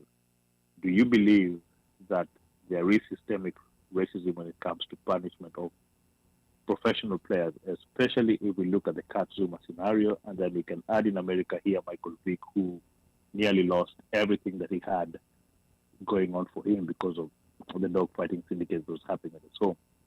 Do you believe that white players get away with a slap on the wrist while black players suffer the brunt of everything else? And there is a lead by Africans and other black people boycotting Adidas. Is it justifiable for them to go after Adidas because they believe there's so many Adidas-sponsored players who have done worse, like Luis Suarez, who was found guilty for abusing Patricia racially, but was never fined anything by Adidas. In fact, his contract with Adidas grew bigger and bigger. I'll bring you back to you guys, Japan. What do you think? All right, Mika, thank you so much. On this cat video issue, and I know, like most people have watched this. Are you about to drop Scotch Strath policy? Skongo. Never mind. Carry on, brother. Yeah, so I'm with you on this one. So you see with this cat video, and the reason why I'm calling it a cat video, it's not because we are condoning, violence against cats in any way, shape, or form, and it's so sad that, as black people, we have to qualify it by that. Now, of course, you know, like whatever they were doing, you know, like they were playing with the cat, you know, like they were he was torturing the cat, kicking it, or whatever he was doing with it. Fine, you know, like sanction him. But I'd like to see a situation where we have punishments that are directly proportional to the crimes. We've had people who have kicked, you know, like we had a player, I don't remember his name, who kicked a ball boy, you know, live, you know, like on Eden Hazard. Yeah, he kicked a ball boy, White boy. yeah, but he never lost his endorsements. No. We've had, you know, like people, you know, like actively practice racism. You know, they didn't lose their endorsements. And you see, the worst thing about this type of racism is that the people who are enforcing it, you know, like Adidas in this case, don't even realize they're doing it. It's so embedded, it's so baked into the system that it's so instinctive. You know, like the way when you see, you know, like a black tall person, you know, on the road, your instinct is to cross the other side because you think they're about to grab your back. I think it's the same thing, you know, like when a black person, you know, like does anything, when a black sports person does anything, it's punished, you know, like 10 times more. Like, of course, Michael Vick, we remember Michael Vick with a dog fighting, and he had to spend time in jail. You know, it was not commensurate. Not commensurate. It wasn't. You know, so I'm glad that there are other players who are actually coming out and saying, we know, you know, like we are not condoning what happened, but we know exactly, you know, like why he's being punished disproportionately to the supposed, you know, like crime that he did. Now, even the brother who I think was the camera person, was the one who took the video. I mean, he also got in trouble. His is worse. You know, and his is even worse. You know, so he also got in trouble. So there's this very instinctive reaction that some of these organizations have, and that some people have, you know, like when a black person, even if it's a child, when they do something, because even you see it, you know, like in schools, and this is getting out of topic a little bit, but even you see in schools, you know, like black kids, you know, like get suspended more. Black boys get suspended more, you know, like than their white counterparts because of this intimidation factor and because of a system that has racism, you know, like baked in it. So I think the English Premier League, Adidas, and all those other people who are involved need to take a second look at this. Uno. Why should we even go too far back? You know, I remember when at one point in time, the English team that had penalty takers were black. My goodness, the uproar. Yeah. From their media. From their media. From their gazettes. Don't forget even the fans. The media itself. Rashford, what was it? Sancho, Saka. Yeah, that wasn't too long ago. Wasn't that just like last year? World Cup in last Indonesia. year, Euros. It was yes, Euros. You're right. Last year. Yeah. You know, and you know, one of his teammates, what's his name? I forget his name. He plays for Jamaica. He's a big dude for West Ham. He asked a very simple question. Mikel Antonio. Mikel Antonio. Yeah. You know, he was like, okay, you're saying this, fine. But what about the guys who have practiced racism? What has happened to them? Because you're okay, fine. He doesn't condone what this guy did. No, he doesn't, absolutely. That's fine. Yeah, what he did was wrong. But what you guys are calling for this guy, doesn't add up. it doesn't add up to what this guy did when it comes to racism. Correct. And I'm telling you right now, racism, you know, and one thing that maybe, I don't know if guys are, you know, some of these guys, some of these white guys who go for game hunting, who kill animals and whatever, and, you know, the big prizes or whatever. Yeah. What do you hear about that? It's called game hunting, but when it's a black person doing it, it's called poaching. Thank you for that. You know, this is a problem. So and you know, like I know, you know, like Pablo always sees the bright side of things, and he's saying, you know, as we fight racism, let's face it, there are some things that you just want to keep off. Don't kick cats. Don't engage in dog fights. That cat video was just straight up stupid. Let's not blame race for what befell this guy. We have to do this. Pablo is come on. And when they do game hunting without licenses, what do you call that? Apana ngojeni.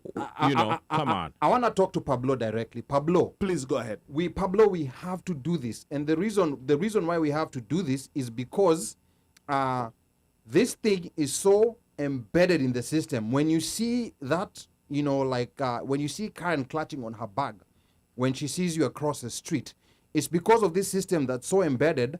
and where we want to give everything the benefit of the doubt. Zero. And They don't give that's the us. one thing as African immigrants. You give the benefit of the doubt when it comes to white, but when it comes to black, there's no benefit There's of no the benefit. doubt. We're never You're given guilty a, we're already. never given a and benefit here's of the doubt. one thing. Here's the one thing as an African immigrant, you know, like I say, I got to learn over time, because when I first came here, I felt the same thing. I felt like Black Americans were complaining too much over issues that are not necessarily race. But after some time, all those things that they were saying that I felt that were just complaints or bringing up, they came live when they started being recorded on live videos happening. I have been locked for doors. FYI. But you're I a, am you're, walking- you're a big black guy with a beard. What am I supposed to think? Even before I became big, I was still black. No, Soccer. you mean you used to And be I'm small? and I was walking across into a parking lot, and all I had was click click. I think let's let before we go back to Mika, Oh. let's let Lavera have, you know, two Oh, cents sorry. on Yeah. what, you know, like she's had on this from conversation. from a black female perspective. Go. We're emotional about this here. You guys don't are- be shy. You Don't be guys shy. you guys are putting me on the spot. Okay, so you need to rephrase your question again because No, it's not a question. It's just the issue of, okay, so you see, for example, you know, like there's always a benefit of doubt, you know, like being given, you know, like when something like this happens, and there's this tendency to say, oh, it's not a race issue, it's not we are timid like that as Africans, you know, like even when, you know, like certain things, you know, like that sometimes a Black American can quickly realize this has something to do with race, but we're quick to say, Apana, let's not judge him. You know, Yeah. he may not be meaning that, you know, like let's not make everything about race. So I think for me, I can draw it to my experience as a mom of a black child, a Okay. black boy. And it wasn't until I think we were in maybe 3rd grade when my son encountered a teacher who, my son was the biggest kid in the class, and she, I felt, was attacking him, not because he was 7, because she kept saying, well, he's older. He should be acting like the other kids. And I'm like, well, what do you mean? By he's older. Yeah, but he's older. I mean, isn't he in it was 2nd grade actually. Isn't he in 2nd grade and all the kids in 2nd grade are 7? So why are you singling him out? Only then did I begin to really realize. And actually, it wasn't until my cousin, who's in the public school system in New York, she said, Lavera, this has nothing to do really with his age. It has everything to do with his race. So just pay attention. And this woman didn't really care for him. She thought that he had dreads. So obviously he seemed like he was a threat. And it got to the point where she started making comments and saying things like, well, you know, I'm always talking to him and you know, maybe there's something going on at home, you know? And I'm like, what do you mean there's something going on at home? I mean, Drama. you know, no, but also speaking to the fact that I was a single mother raising this black boy, so maybe he wasn't getting the life structure, you know, kind of speaking to that stereotype that black boys who come from single family households are going to be problematic. And I completely was like, I'm sorry, I'm not gonna take this. You cannot box my child because of you know, his upbringing or his race or anything like that. So that awareness became more heightened for me when I became a parent to a black child and who had a white teacher. And she initially made it seem as though it was his size that was the issue, but it to me was racial. It was race. And this is the sports segment of the One Mic Show. Mika, back to you. Mika, is it a race issue? Thank Mika. you, Ali. Thank you, Ali. I just want to say one thing. I want to let Pablo know one thing. It is very easy to make excuses, especially when you feel ashamed because you look like that person. We have so many people who have harmed animals way worse than Zuma has done. And the most they did was get those animals taken away from them. Zuma is a footballer. That is all he is. He is not responsible to be a compass, a moral compass for anybody. As I've said so many times, people should stop using footballers as a beacon to raise their kids. Raise your own kids, teach them how to be good. They can follow the role models in a talented part of way, but not a part of moral compass where they follow the footballers or celebrities to raise their kids. There is no way you demand that somebody loses his livelihood because of a video that shows a family laughing at a cat being chased around the household. Yes, it was a dumb thing to do. The animal has been taken away from the home. He's getting fined. The police say there's nothing to investigate there. There's no criminal case. There is no reason for this man to lose his livelihood. So before we start saying we're blaming everything on race, let's be realistic and look at things from an equal perspective. A lot of people harm animals, and the worst they get is those animals get taken away from them. Anyway, moving on. Tomorrow, on Sunday, there is a hip-hop concert in LA at the Ram Stadium. But before that hip-hop concert starts, there's going to be a football match where we're going to have two teams, one that has not been to the Super Bowl finals in a long, long time, and another one that is trying to get back the limelight. We have two different teams here. We have the LA Rams and we have the Cincinnati Bengals. We have a team that is trying to build itself within the top four in LA.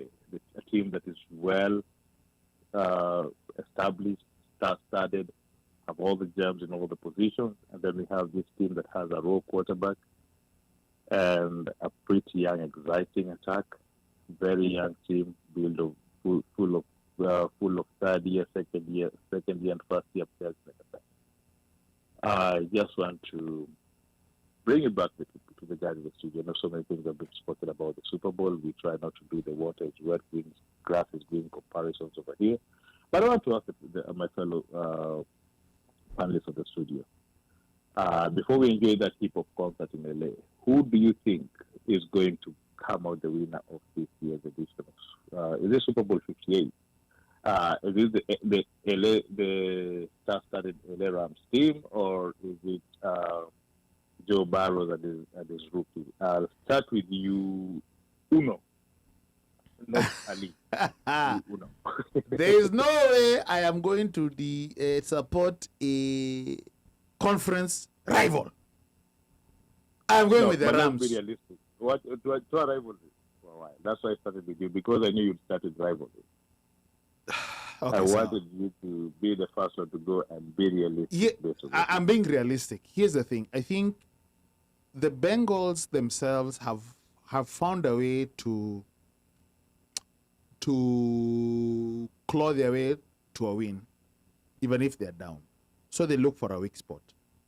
And if the Rams themselves are not Maido and Chonjo, if this game is competitively close, the Bengals will win.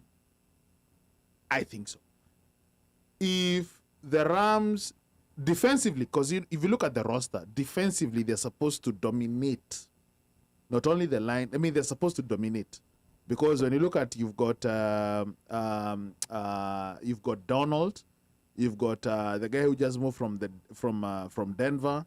They actually activated a guy who had retired. Yeah, I'm forgetting his name. Yeah, I'm forgetting his name. You've got one of the best alleged, one of the best cornerbacks. So defensively, you're supposed to dominate this team. You have Matthew Stafford. If the guy is on fire and on point, that guy is a bad man. But if this guy is Ishiwashi, then the Bengals should actually have a chance. Okay. Then they have this guy called Chase. Let me tell you, the Bengals give the Ravens home and away 40 plus points. 40 plus home and away. So Chase, Joe Burrow. So objectively, forget conference like Mika said. If defensively the Rams show up, Rams can win. If the defensively Rams don't show up, Bengals are going to win. Okay, now I have a kind of an orthodox answer to Mika's question, because I'm an orthodox person. A commander's supporter. You're a commando. I mean commander. Oh, sorry, commando. No, let's not talk about that. Washington football team. Yeah, let's you know. I'm waiting for the ladies first. Review first. No. Oh, very relaxed. Your turn is coming. Don't worry. We save the best for last. You know, unfortunately, the ladies, man. Yeah, unfortunately, here this is a non-democracy. Unfortunate. And so there's some dictatorship, like these two people are especially dictators. But anyway, that's conversation for another time. Says the commander. But on back to the This game. guy needs to get branding. Back for real. to That would help you. back to That's the for game. damn Let's focus, guys. Back to the game. LA Rams or Cincinnati Bengals. Correct. I think the winner of this upcoming Super Bowl is gonna be the hip hop concert before the game. Just saying, I'm just saying that's gonna be the big win of the day. Now, as far as the game is concerned, no, the concert that's gonna be lit. Like there's people are waiting for it. There are people who are just waiting to watch. The that soundtrack concert. is out, by the way, already. Yeah. So that's gonna be the big win of the day. That's gonna be the big win of the, because first of all, these two teams, I think even at the beginning of the season, the bookies would not even have predicted that these two teams are gonna be in the Super Bowl. But it has happened. I think the Rams are gonna take it, and they're gonna take it based on adrenaline and the fact that they're playing at home. And I think when it comes to the Super Bowl, it's typically in a neutral ground, but this, of course, is a once in a lifetime situation where a team playing in the Super Bowl is actually playing. It happened last year. Last year. Oh yeah. It happened last year. In a row it's happening. Yeah, it's the second year in a row it's happening. So this is, this I think is gonna go. But it's still rare. Yeah, it's still very rare. Yeah. It's still very rare. But I think this is gonna go to the LA Rams. But that said, even if the LA Rams win the Super Bowl, Los Angeles will remain a basketball city. That's besides the point. But yeah. This guy, he needs focus. He needs a mentor. He needs his branding. He needs branding. What are those things that Lavera was telling us? All you branding. He's trying to be agile, but no, he has no agility whatsoever. Nothing. Agility nothing. Zero. Zero. He has no confidence when he's come up to the interview. He's not looking at us in the eye, and he has not answered the question. But you know why? Wow. Commanders. Who go commando? But you know Yes. what? But We you know. know Carry what? I'll Yes. be going in to other all you words, it branding. doesn't matter. No, it's okay. Wait, I'll be going to all you branding and wait. rectifying. You are confused. Okay, go ahead. Omosh, go ahead. We Rams. save the best for last. The Rams. ladies. The Rams all the way. Those guys are playing at such a high level of production Yes. that they have to take the Super Bowl. If they don't take the Super Bowl, they Yeah, failed. they're They failures. failed the season. Yeah. So they don't have a choice. The pressure is on, yes, but they're going to take it. And the Bengals will not see them coming. That's my prediction. Madam. To you. Well, I have no bone in this fight. Hiya. No horse in the race. No horse in the race. Don't say bone. Just say horse. This is Uh, another one who's not focused. No, I am very focused because I just want a good game. I want some good chicken, some good chicken wings. Muluya. I want some good chicken wings. I want a good crowd, and I want a little bit of. I wish it was next weekend because at least then we would have Monday off. Wow. Yeah. Yeah. That My- one that one we didn't see coming. Yeah, but my bone of contention still, and Kwanzaa now it's becoming more or less entrenched. The Brian Flores expose with the NFL. With the NFL. For me, hiyo kitu bado inanisugua. You after Super Bowl, itafufuka. After But Super Bowl, I'll leave it at that. Your racism, yo. Aya, Mika, twende. Uno, it's as I wrap it up, it's very good you brought that up. You brought that Brian Flores conversation again. Mm-hmm. Now the thing is, the reason why we have a hip hop concert is based out of that agreement between the NFL and Jay-Z, which is supposed to cap the racial gap in the NFL and try to involve the black community anymore. And that is why we see for the first time we have a full hip hop concert during the Super Bowl. Now, the NFL probably thought that having a hip hop concert is breaching that racial gap. But Brian Flores has thrown the spanner in their works right now. As a community, should we be satisfied by the efforts of the NFL, or should we enjoy that concert and then go beat them up again? You know, Mika, as a community, of course, you know, like that cannot be enough. The NFL has had so many violations, you know, like so many yellow flags coming at them. Yes, I said that. So many yellow flags coming at the NFL that they just need to maybe sit in a boardroom with the NBA, because the NBA has also had its issues, but the NBA has done much better, you know, like when it comes to matters of race, you know, like when it comes to coaching, when it comes to ownership of teams, when it comes to so many levels. But the NFL has still remained an exclusive club, and they kind of want to keep it that way. You know, like one NFL club especially that I would like see ownership change is the Washington football team. You know, yes, it's my team. The Commanders. You know, we've had I challenges. know, it's the Commandos. Why are you sorry. saying Washington football team? I call it the football team. They changed Yeah. their name. They Come did, on. It's the Commandos. Yeah, Oh, sorry. but, They rebranded. but they rebranded, but it has to marinate. It has to marinate. You know, Commandos. You know, like Bado. You know, until they win The banter. a Super Bowl, you know, that's when maybe it might start marinating. The banter So that now- is waiting for you Okay, guys. just Yeah. because they rebranded doesn't mean they're going to win the Super Bowl. Yeah, that's right. You That's know, right. they're but- going to need to do a whole lot more than Yeah. just rebranding to win the Super Bowl. All right, Mika has a question. Ali, Yes. isn't that name Commandos a little bit racist, just like the Redskins were? How so? I don't know. Mika, tell us. You know, like Because this is how I feel. The Commanders, yeah. the team wants to move to Virginia, where slavery started, where there was a lot of fighting for Commanders. the yeah. And then Can I share some? Mika, I think you're overthinking. Can I share some insight? I do think you're overthinking, but can I share some insight from a branding perspective that you may not think about? Yeah. No, Okay. Hold on, So what I would Most of the suggest is military base- Yeah, okay. Let Mika finish his point, and then you're gonna come in, Mika. most of the military bases in Virginia, or most of the military relics in Virginia, are actually Confederate bases and wars and generals all around. So basically, for me, I understand Lavera coming up from a branding perspective, but me, I'm going back from the owner's previous ways and how he's been behaving and how he's known to be a balanced racist. I'm just thinking that name was a good based on where the location of the team.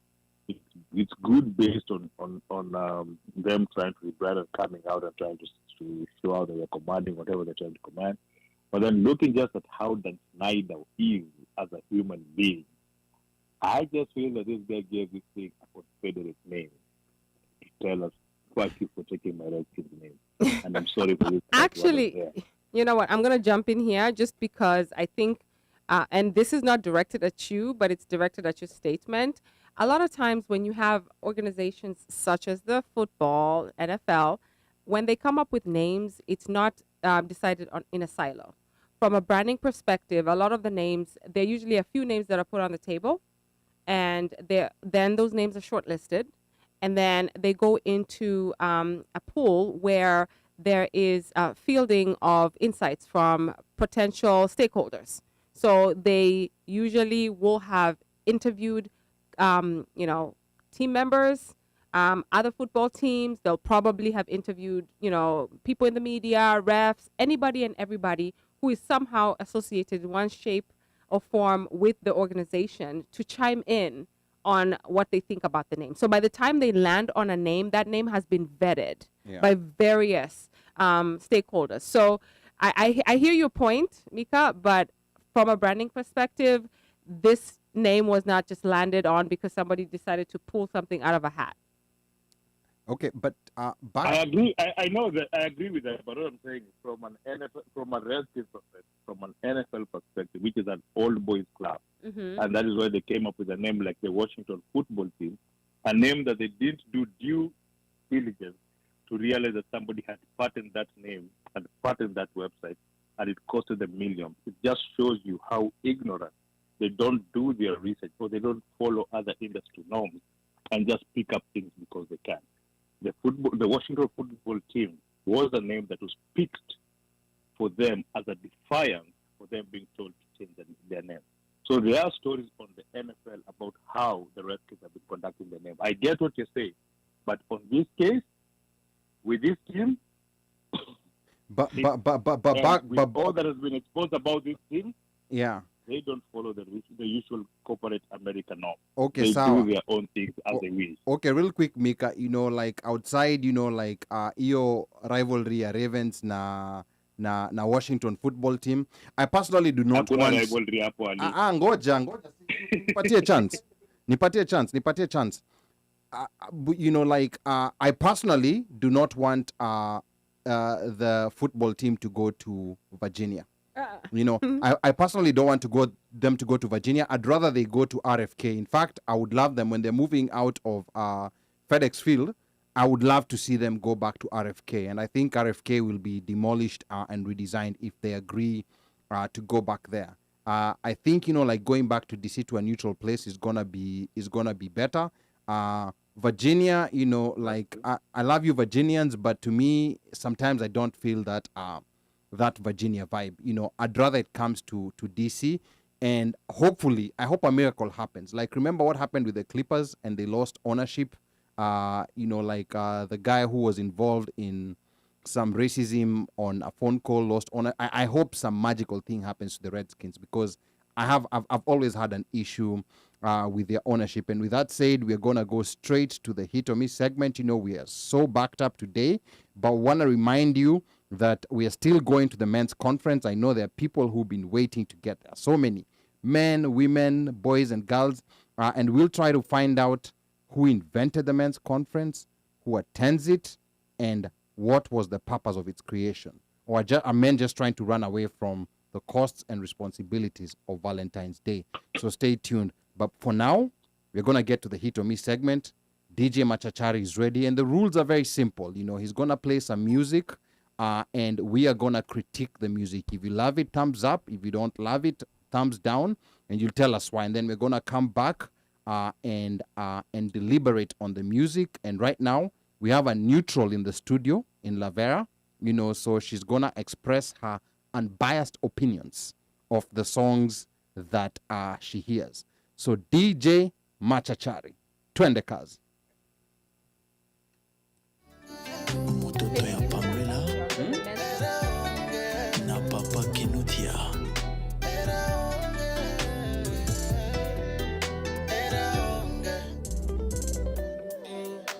Gotire ogetawe na idosha kwa shote dreda diage nawe kero to yako ede dakoma koronawe matukoma kwa mode matuko pose dubs Joe Burj Khalifa ugali post you my book kabisa panda fast class yondo maisha siuongelea swimo Maldives yondo maji siuogelea niko na money sweet nani tuko ndani mafish lwangni jabata dongi lombaga love don kongwe kitu safi imesimama lerndi painting wambie wewe ndo master chalgi ching chong wajue tunapendana vimeja King Kong pakionge bata hera onge usuni koro monja hera onge machosi koro All right, ladies and gentlemen. The first song, DJ Machachari anaanza hapo na fire, but we're gonna first go to Lavera before we introduce our biases into the music we like and the ones that we don't. Lavera, this song, just tell us your thoughts about it.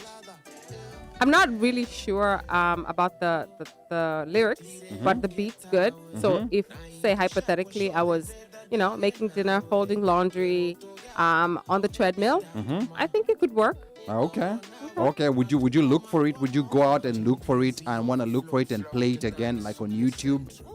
Is it that kind of song, or It's probably not that kind of song. No. It's not that kind No, of song. it's not that kind of song. I think if I stumbled on it, yes, I'd listen to it until the end, but I probably wouldn't go looking for it. Okay. All right, good. You know, like I find this very unique. This song very unique. It has some, you know, like Congolese vibe in it. You know, I can hear some Kenyan vibe in it. There's a mix, you know, like it surprises me. It has a mixture of different sounds. And I like it. I'm personally, you know, like gonna go out and look for it. It's a kind of sound that I don't, you know, like you don't expect. But I'm not gonna call it a hit, but this is good music, you know. I would play it, especially if I have like I'm hosting like a cocktail party, you know, it's playing in the backdrop, you know, everybody's happy, or, you know, like a speed dating exercise, you know, playing in the I background. like the backdrop part of it. Yeah. Yeah, it sounds very good. Yeah. It sounds very good. So let's hear Mika. Mika, hii ngoma unaisikiaje? Aya, Mika, as Mika is getting ready. Uno, hii ngoma unaisikiaje? Let me just say this. Me, I like the song. What do you like about it? The beat. I may not understand the lingua, but I think it is. We'll probably get a translation from somebody somewhere somehow. Yeah. Hold on.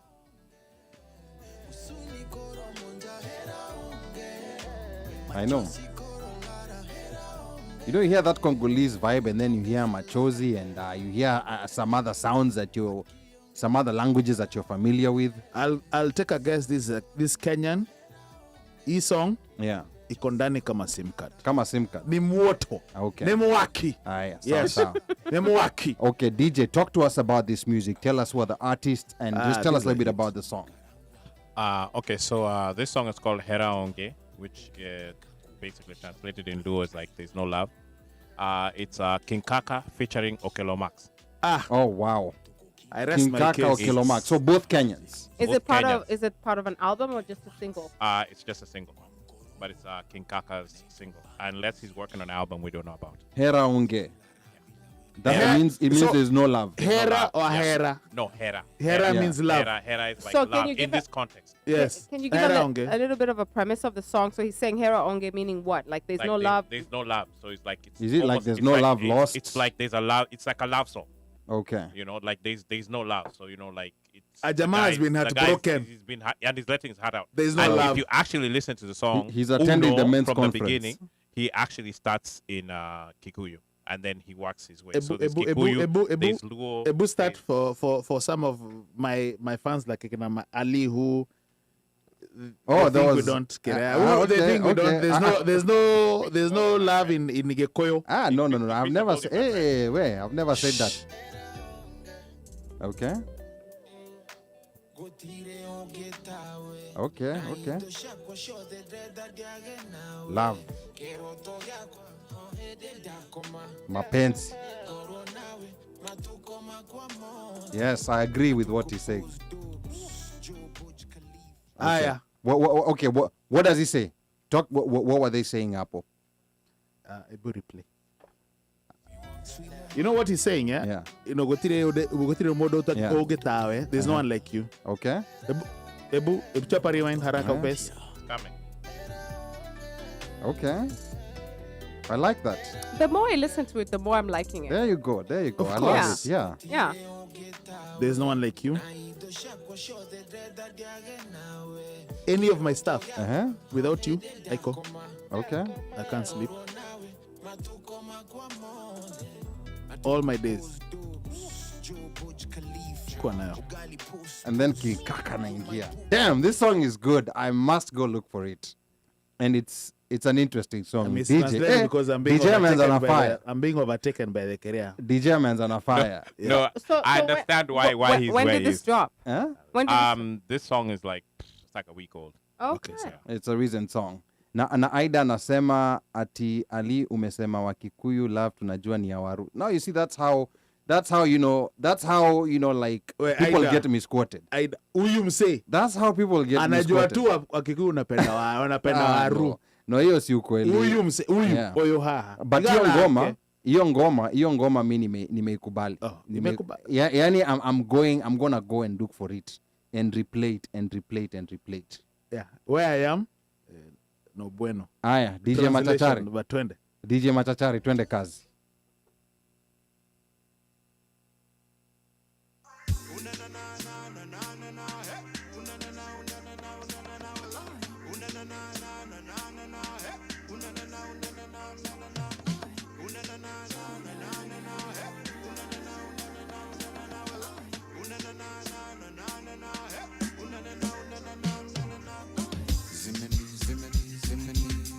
Zimeni bamba, zimeni ukweli wangu wa dhati wanishikisha, zimeni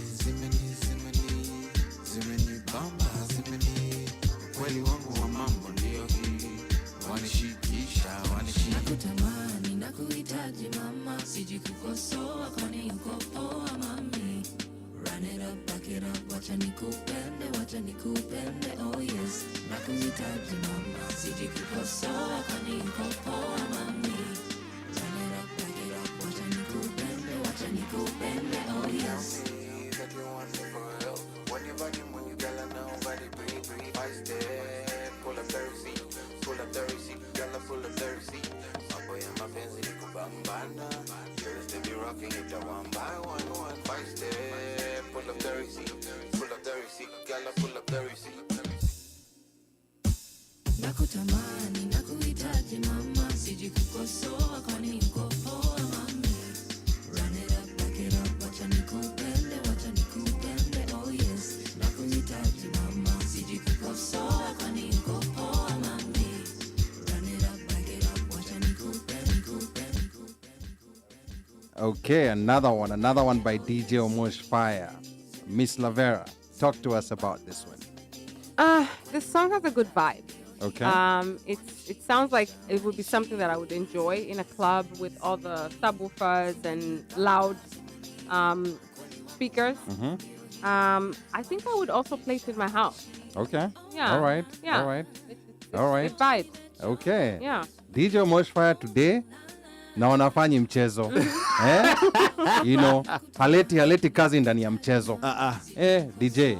Okay, Pablo says Omosh is fire leo. Slow start song, kidogo tempo picked up vizuri and up we go. Hit. Hii kwa Adhoni tunacheza bila aibu. Okay, Adhoni, I don't know. Adhoni in-laws. Okay. Simesema weni, you know what? Never mind. But ingoma ati hiyo umesoma wapi? Adhoni, hiyo umesoma? Sio, Pablo amesema hii kwa Adhoni tunacheza bila aibu. You know, like you amesema hapo unajua mseme angusha ni mob sana. Is it the last comment? It's the last comment, you know, slow start kidogo. Adhoni in-laws. Okay. In-laws. Okay. Oh, sorry. Na wewe ni Mkikuyu but sorry, never mind. Me I'm an honorary Kikuyu. Mi hata mwezi nikataa. Mi hata nikiingia huko ma streets zenyu mnanikubali tu. But even Adhoni hujui but it's okay. But anyway, in ngoma there was a part, you know, like especially like the instrumentals na napenda hizo ni kama drums.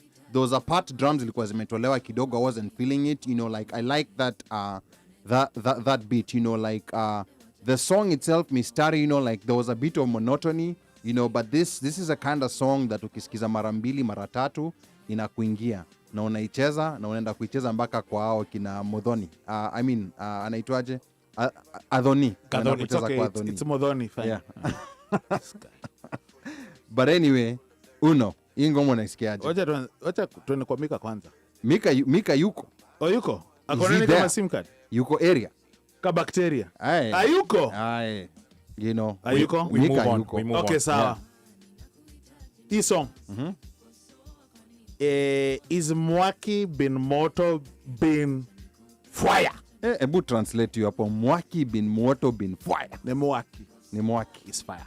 Okay. This song, it's not a you could probably play club whatever, but in a song, driving, how you're chilling, like Lavera said, you know, road how trip. Yeah.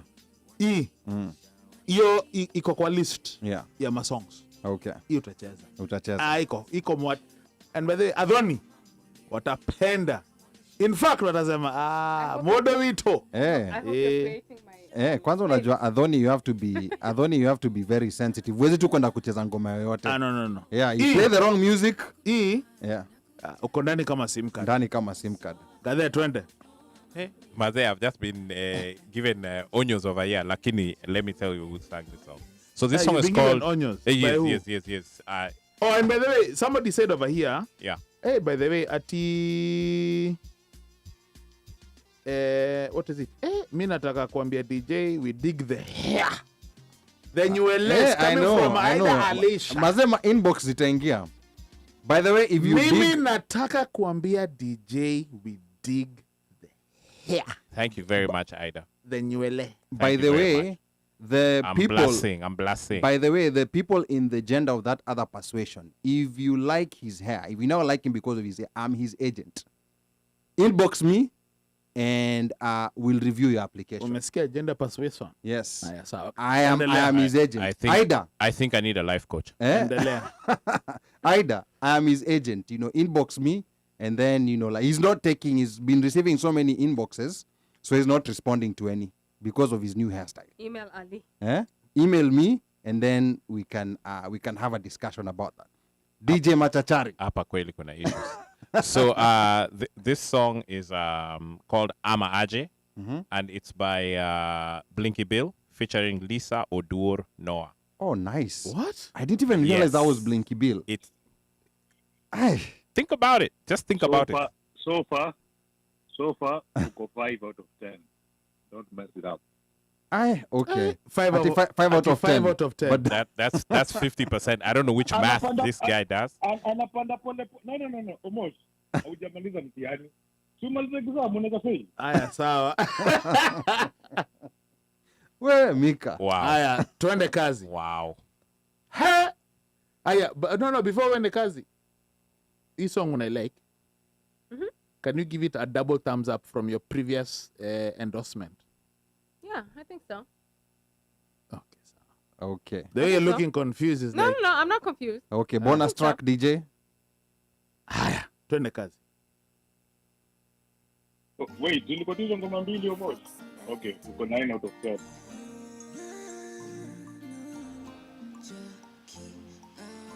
Shajabu hunishiki, hunigusi, ila moyo wangu nyang'anyana. Mwili wangu haufutwi, haupigwi. Tatizo moyo wangu unashindwa pambana sababu ya penzi lako. Everywhere you go, you take my heart with you. Usutulie mami, naomba nitunzie mami. Sema nini unataka, tell me what to do. Nikufanyie mami, ufurahie.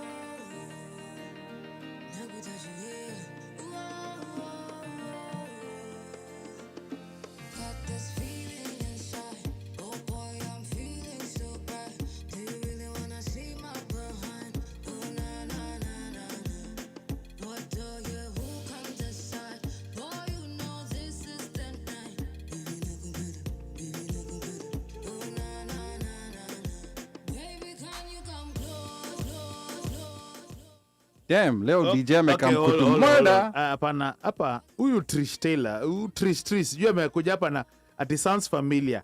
Like some parts sound like a flow, like a river song. Me, I don't know what she's talking about. I think this is a previous song. Okay. Trish. Yeah, and then Idalisha used the word kifogoi. I don't know Trish, exactly what that means. Anyway. Kifogoi? Yeah, I don't know exactly what that... Kifogo is 0. Yeah. I don't know what Kifogo is. You can translate. Anyway. Oh, sorry, my bad. I forgot. I'm talking to a Mkikuyu or Siwa Masai.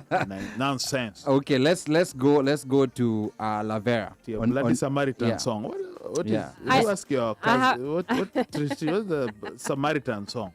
Hapa hii ni madhokodhani gani anaongea huyu? I'm here only to represent myself. I'm not representing anybody else but me. Branding. Branding. Yes. Branding. Branding. You are disowning this brand. Well, for these few moments, yes, maybe. got it. Well, I love me a Swahili song. I do with a vibe, and I think this song delivers for me. I would definitely listen to it on repeat. Okay. In my car, going to do errands, and also, I while I'm in the house On a Valentine's date. Helping branding.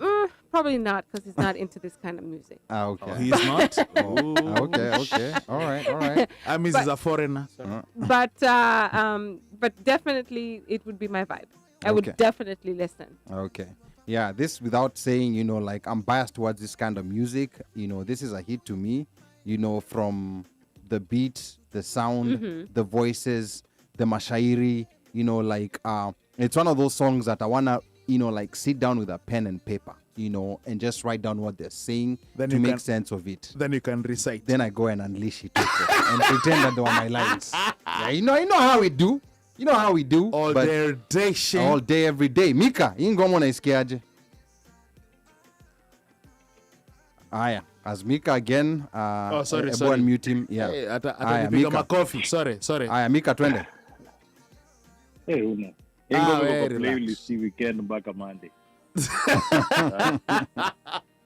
I'm just saying, Omosh, today, hey, Yeah. on a rare occasion. Hey, I don't know that it's But, Lavera's yeah. presence that inspired him ama sijui ni nini. Is that true Hata now? mimi sijui, I've been but- known to be an No, inspiration lakini- to many. Okay. lakini kutoka toke Kenya, I think amemeserve tu siku moja. So keep that good work. Kenya Keep it did up, good keep for it up. him. Yeah. Hii song, Peleka Kenya every quarter. hii song, moto kama pasi ya makaa pale Gikosh. Lavera, moto kama pasi ya makaa means, never mind. It's on fire like that. Sorry. I understood. Okay. It's branding, sorry. I understood. Yo, but this song, Fire. lit like that. You know what? Almost Leo. Yeah. Unakumbuka when Babe Ruth or somebody said ati home run. Home run. Like Ma a home run. nonsense. He's hit a couple of them today. Today it's 3 for 3. Okay. Yeah. Okay. Gather twende kazi. Hata pia mimi nakubali leo. 3 for 3. Leo I give him a 9.975. Yani Pablo out of anasema 10. DJ Leo is 11 over 10. Song speak power. Ati alikot it too. I don't know what that was. One mic wacha vita. Wewe Trish, wewe. Wacha ati Omosh is on Mimi fire. nimempatia 10. Yeah. Aya. 10 out of 10. Aya, gather twende kazi. Mimi ningempa 10 lakini unajua I can't give a 10. So 9.975. I'll give an 11. Twende kazi gather. So the song is called I Love You. It's by Jukes featuring Jackie. And Jackie spelled Gyakie. Don't ask me why. Wait, Jackie, is she Kenyan, Tanzanian? No, these Jukes is Tanzanian. Yeah, Jukes is Tanzanian, Yeah. but I don't know about Jackie. No, Jackie's Tanzanian. He's also Tanzanian. Okay, so this is a Tanzanian So song. this is a new artist. It's not. No, Jukes Jackie. Jukes has been around for a long time. I think Jackie's No, not Jukes. I'm saying Jackie. Oh, Jackie. Is a Yeah, new Jackie's artist, a new- because Jackie's a Jackie new- we know is the one from UG. Yeah. No, Jackie's a new artist. Jukes ni ex wa Vanessa. Yeah, Vanessa Vanessa Mdee. Mdee. Yeah. Oh. Mhm. Yeah. Alinyang'anywa demu na rotimi ya kwenda huko. Hakunyang'anywa, alimwacha tu. Waliachana kwa uzuri. And with that, ladies and gentlemen, we come to the It's end. not the end. Did Oh, you it's ask not? me? Oh. Okay. Man. Okay. All right. It's okay. Usifanye kwa situation ya mgema akisifiwa. You've earned the audacity. You've earned it yenyewe. Kibambe. Haya, tupige hiyo bonus. Excuse me. Okay, so this is a bonus, but there's another one that's a dedication, but this is a bonus, and this one is actually, I think, in my opinion, right on time. Twende kazi. All right. Lavera, give us your feelings about this song. It's about Valentines. So I think initially I thought, well, it sounds like a good beat for Valentine's, and then they put Valentine's into the lyrics, or the lyrics the word Valentines were in the lyrics, and I thought to myself, it's just not quite there yet. Yeah. It's not delivering as much as I would have hoped it would. It doesn't have that oomph. Yeah, it's Yeah. not. It's not there yet. Okay. Okay. This song, you know, like I think I know who this artist is. I'm gonna let the DJ talk about him. But it's a good beat, you know, a nice song. I feel like there was a bit too much done on the vocals, because you know there are parts that you can hear, and then it gets to a point where you don't hear exactly what he's saying, but you can hear the word Valentines. He's struggling. Yeah. So to me, you know, it's timely, yes, but it could improve with a remix. Mika. I know the artist. He's done a pretty good work. I've heard the song. It builds up a bit. Almost ungetable imbange kwa background pole pole, then maybe by the time nasikia watu wamepita pitch. Now, it still doesn't take out my 10 from you, Omosh. But knowing the caliber of this artist, it will do better, but still it's a good song. Again, in the mood that you're in over the weekend,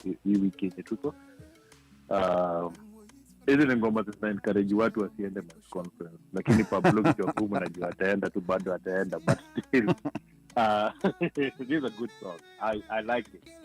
I've heard it several times. I still like it. That's why I say Omosh, mukwambia ukicheza ile ngoma yako, wacha ngoma kwenye ina bubble kwa background pole pole, Mdogo mdogo. yeah, mdogo ina suit your mood. Like this is a mood setter. It's a very beautiful song. You hear the whole song to 30. Omoshi bado time yangu napata. Okay. Uno. If you guys remember, New England Patriots, Seattle Seahawks at the 1 yard line. Oh yeah. Game on the line. Oh my goodness. Hey. And all they had to do was give it to Marshawn Lynch. But they decided To throw the it. ball. Only for Malcolm Butler to intercept the mother soccer. And win the Super Bowl against the run of play. I rest my case. Well, in short, Uno amesema mgema akisifiwa. Ndakuacha umalizie. But in ngoma, to me it still doesn't take away the DJ's 9.975 out of 10. Well, in terms of career, Yeah. if you are to encapsulate everything including The overall this, body of work. yeah, this one here will deduct. Yeah. This one, you know, like, That's right, and I think said it. I think I've had a discussion with the DJ about this particular artist. Okay. And the way he uses his voice and the style that he tries to I don't know the artist to bring is, out. so I think Yeah. I'll find out. Yeah, let DJ, you know, talk about the artist, and then maybe we can have a short conversation before we head to the men's conference. So this artist is called Kelechi Africana, and the name of the song is Be My Valentine, as you guys have heard. In my opinion, this is a hit. I think that this guy, his vocal presence, he's one of those jammers, in my opinion, is ahead of his time with his vocals. And that, to me, I think is a problem. Reminds me of another guy who you guys have had me talk about, Kidogo, called Kipsang, who people in wamemlalia. And sometimes, as an artist, you need the correct producer to give you the correct song for your voice. Okay. And Makes sense. And if you don't have that person, or you are the one who's your own producer, you don't have those critics who are critics, not, you know, champions, you know, wale watu wa kusema twende kaende. Yeah.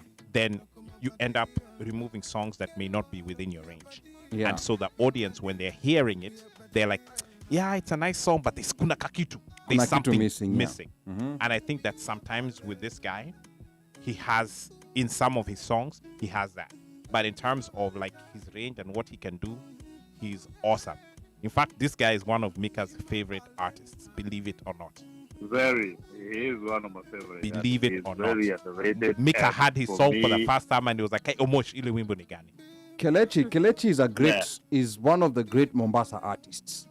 You know, like the only thing that I sometimes, you know, like see or feel with him, his voice is very crisp and it's also very unique.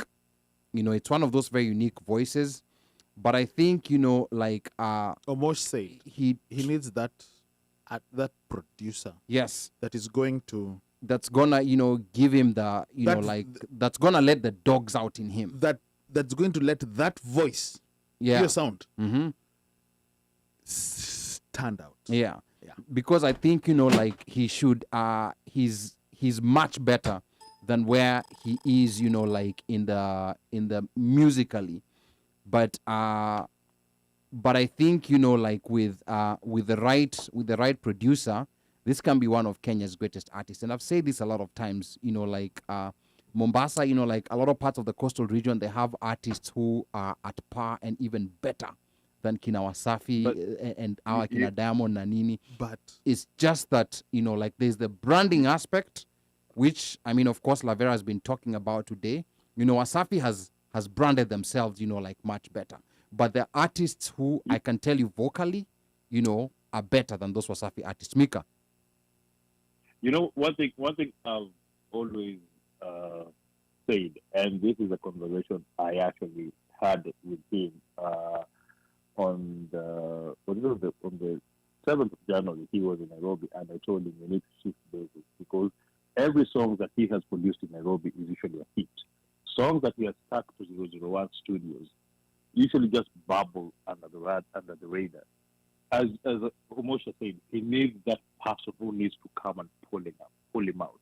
And this is somebody, if he worked with somebody like Sedo, right?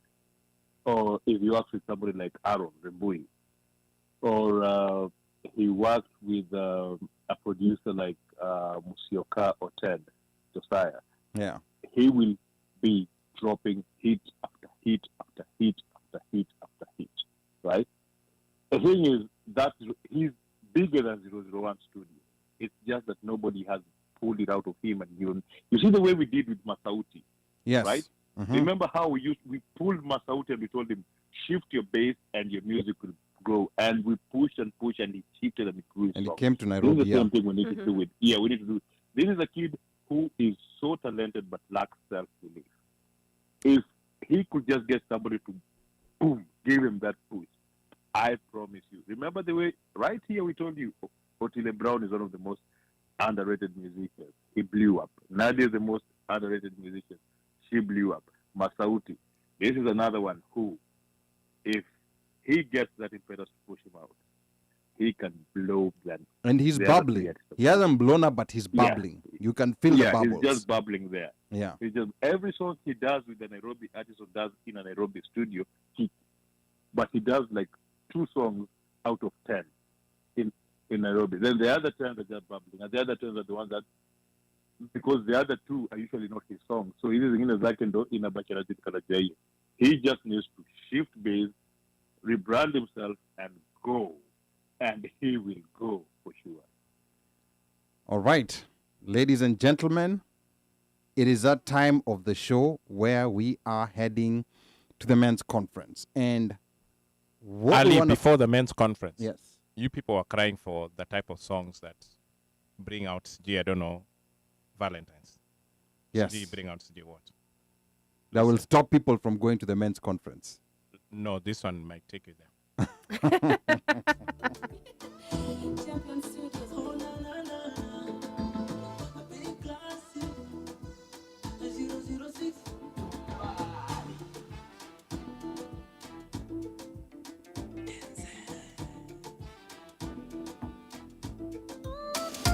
Bad girl follow me, nikumwagie kawese, ucheze na mijoro mi, ama uruke mateke, mateke, mateke, mateke, mateke. Wow. Aya, twende men's conference. Okay. Now, okay. That was amazing music too. But what to in the straight men's conference, Before you do that, Yeah. let's do this. Ladies and gentlemen, that brings us to the end of the hit or miss segment. And now we are finding ourselves on the way to the men's conference. Right or wrong? Yes, and a lot of people, like, first of all, Lavera was wondering where that men's conference is going to be. Is it in Kenya? Is it in the US? Is it, you know, Are you like, just gonna put me out there and is it- show my no, naivete? no, but you're not the only one. There's a lot of people. There's a lot of people who hear about this. Jeez. They even see the schedules, but you know, the location is usually you know, like kind of classified because, you know, it's only Is the invitees who are allowed location there. in your head? It's classified. Okay. It's classified because, you know, it's not anyone who's allowed to go in there. So people want to know, you know, like want to try to find out where did it come from, who goes there, or who's on his way there, who's going there, and what was the purpose of its creation. Or is this just one of those ploys where men are trying to escape from Valentine's Day? I remember those days when rugby used to be on Valentine's, rugby sevens. So that was, you know, like that was a very convenient excuse.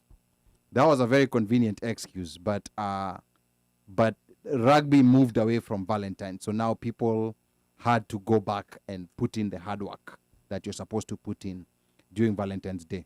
But I'm gonna give the floor to you, Uno, and maybe tell people a little bit, people who are not familiar with I the can't wait men's to conference. hear this one. I can't wait to hear this one. Yeah. Pablo might be at the door. Yeah, you know, Pablo might be right there. You know, I mean, Yeah, I think Pablo is. Pablo could be at the door. So he might even be the guest of honor. So Valentine's is not on Sunday. Valentine's is on Monday. On a working day. But anyway, how many of us even know where the origin of Valentine's Day is or was? You know what? Let me start, madam. Origins of Valentine's Day. Where is, Actually, what's the this is a origins? really good question because tonight my son and I were Googling. My son, who's in 5th grade, asked me who was my Valentine's. Oh, actually, he asked me if I could help him figure out how to get a Valentine's. Oh, wow. 5th grade. Because the pressure is on. Yeah. Already. Yeah, because yesterday it was a big thing yesterday. Grade, bwana. Yeah. Not even 5th grade, you know, like I'm seeing even 3rd grade, you know, like they're having, you know, like some Valentine's parties in schools. What I can say is that from like maybe kindergarten all the way to like 3rd, 4th grade, a lot of the Valentines are addressed at school with the teachers because everybody brings a Valentine for everybody. So you got to bring something for the whole so class. it's a celebration. Yeah. But then when you start getting to 4th, 5th grade, you know, these are kids who are starting to get prepubescent. Unajipanga. They're starting to, you know, be a little bit more aware of who they want to be hanging around with. So the conversation for us this week was, Mommy, should I ask so-and-so to be my Valentine? Okay. Oh, wow. Do you know the origins That's of a Valentine's boy. Day? Yes. The origins of Valentine, according to Siri, was that it's supposed to be linked somewhat to some biblical reference. I can't remember exactly what, but if you ask Siri or Alexa, they'll tell you it was basically to celebrate some biblical somebody. Okay. So how it ended up being about love, I don't know. Well, as for Siri and them, Omosh. I don't know. Ali? I have no idea. You know, it's always been there, and I just thought it was a day of love. Mika? Man, I've had so many theories and stuff believing. Like, I don't know. I wouldn't say I know. There's so many theories out there. I don't know where it came from. All I know is just that it's a commercial holiday. What we can agree on, it's a commercial holiday. It definitely is. That's No doubt. one. Yeah. 2, from the Kidogo, what I've had, it boils down to it used to be a pagan celebration. Oh, wow. Yep. Yes. Wow. Pagan, meaning not necessarily Christian, but ideally it used to be, and people can go and ahead and research and whatever, it used to be like like now Cupid was the child of a person who was a mama and another god. Kid was born, and when the kid was born, you know, the mama was a god of prostitution or whatever. Anyway, ideally, Valentine's Day, the genesis was used to be a pagan celebration, and then after a while, it translated to the Catholic Church decided to whitewash it. Okay. And because there are very many Valentines. So there was this guy, there's always this story about this guy who, there was an emperor who used to marry people in secret, used to give them the supposed key or code or whatever, that they would not be drafted to go into war. To a point where the emperor decided, you know what, I'll stop this pause.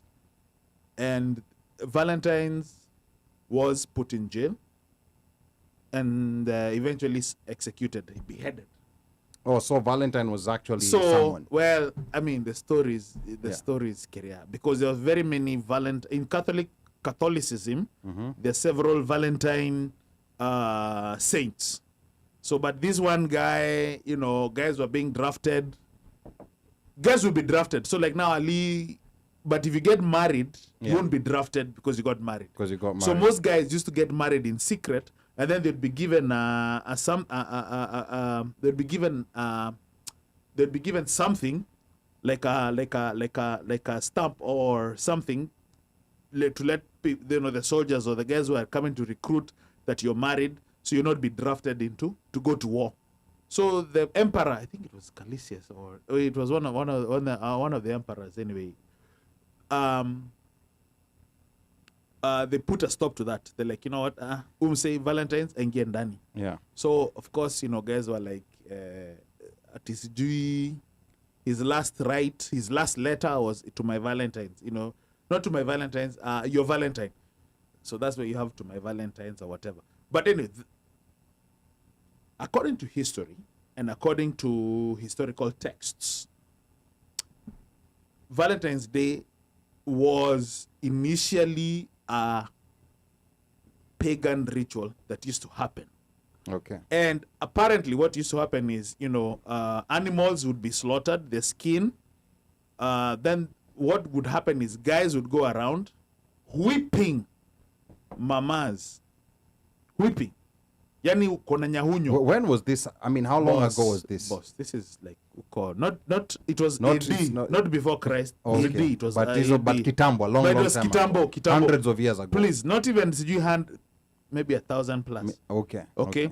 So like Lavera would be somewhere, but she would wait to be whipped because it was, you know, once if you get whipped, there's a possibility of finding a mate. That you might, There's you also might get something.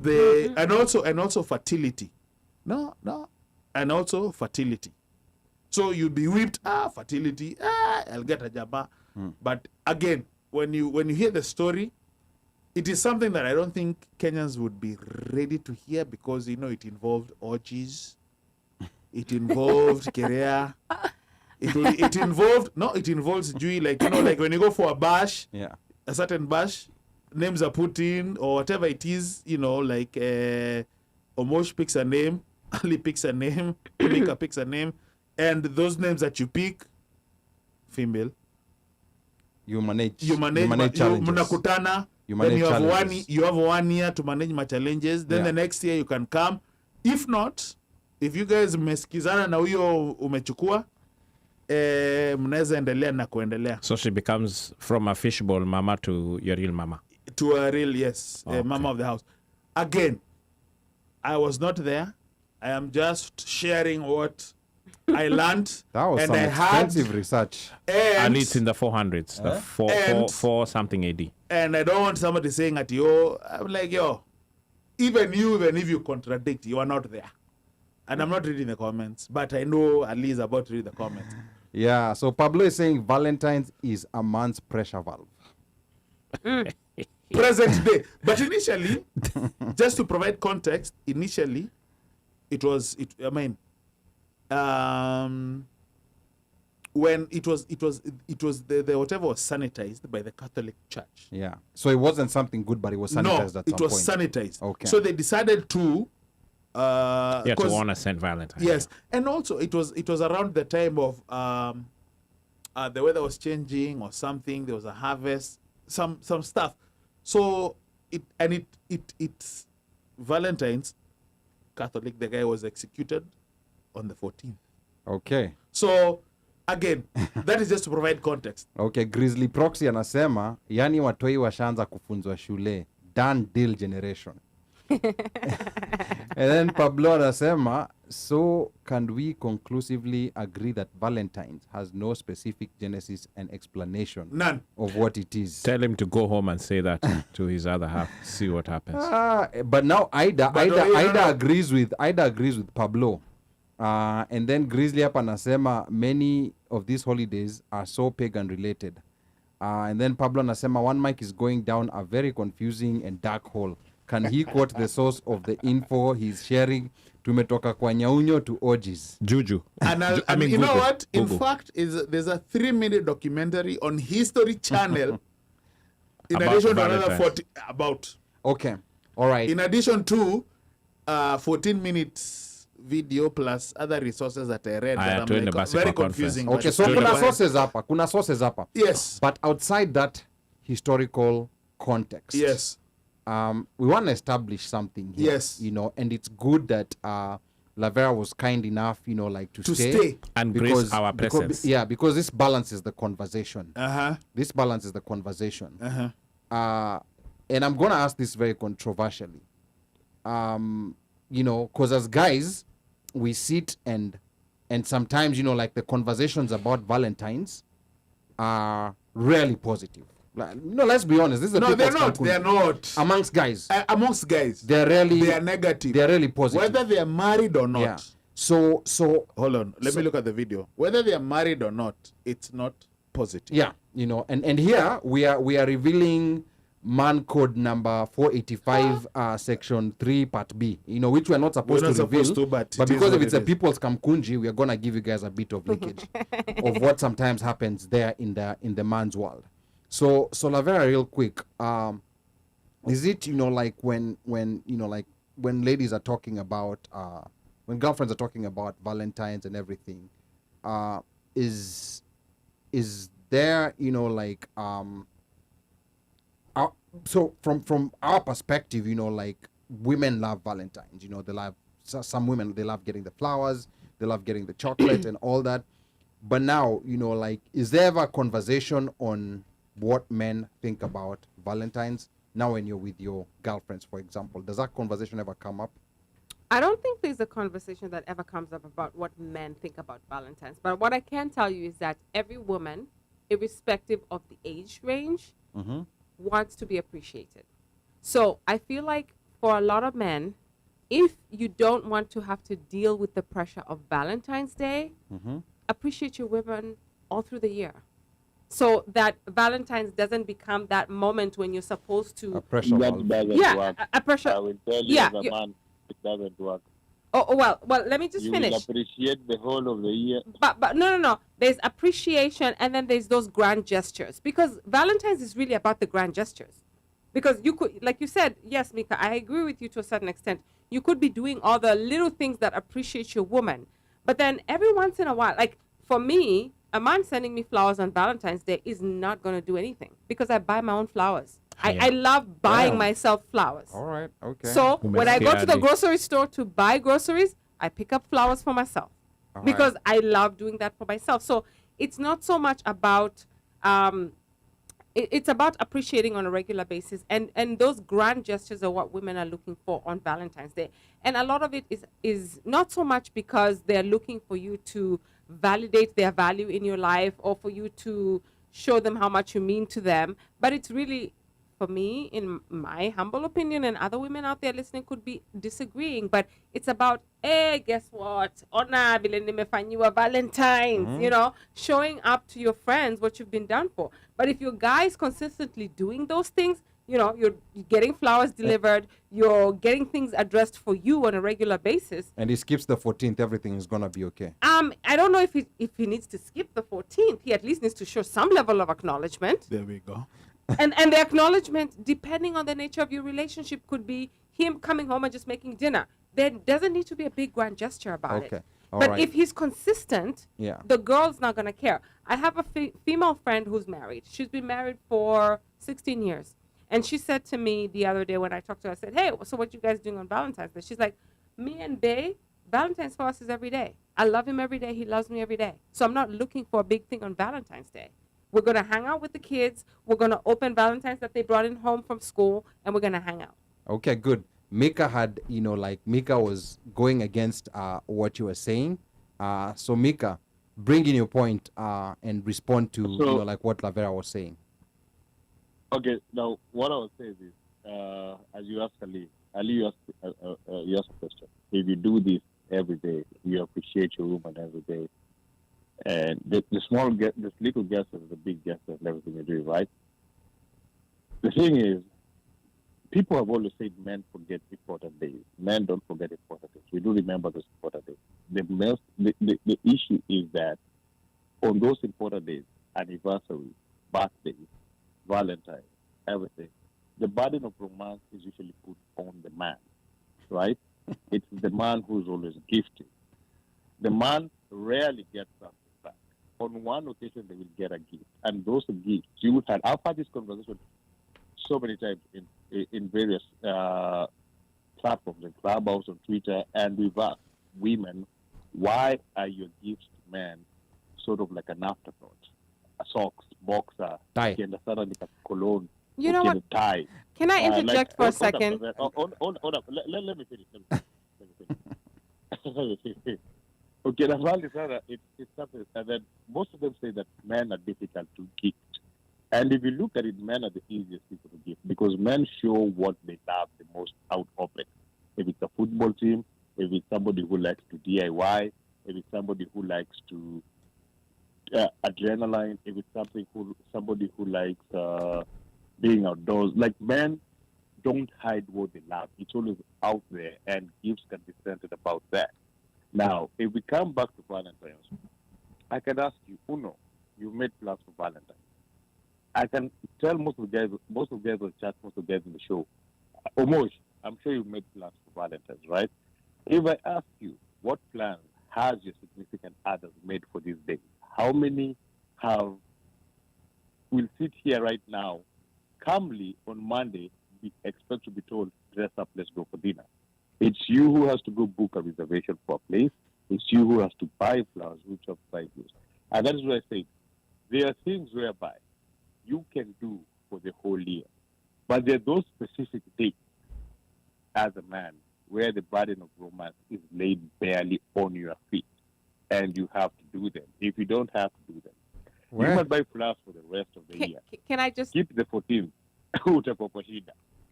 Okay. Aya, Mika. We, point taken. Maze, kuna mishale hapo umetupa yani.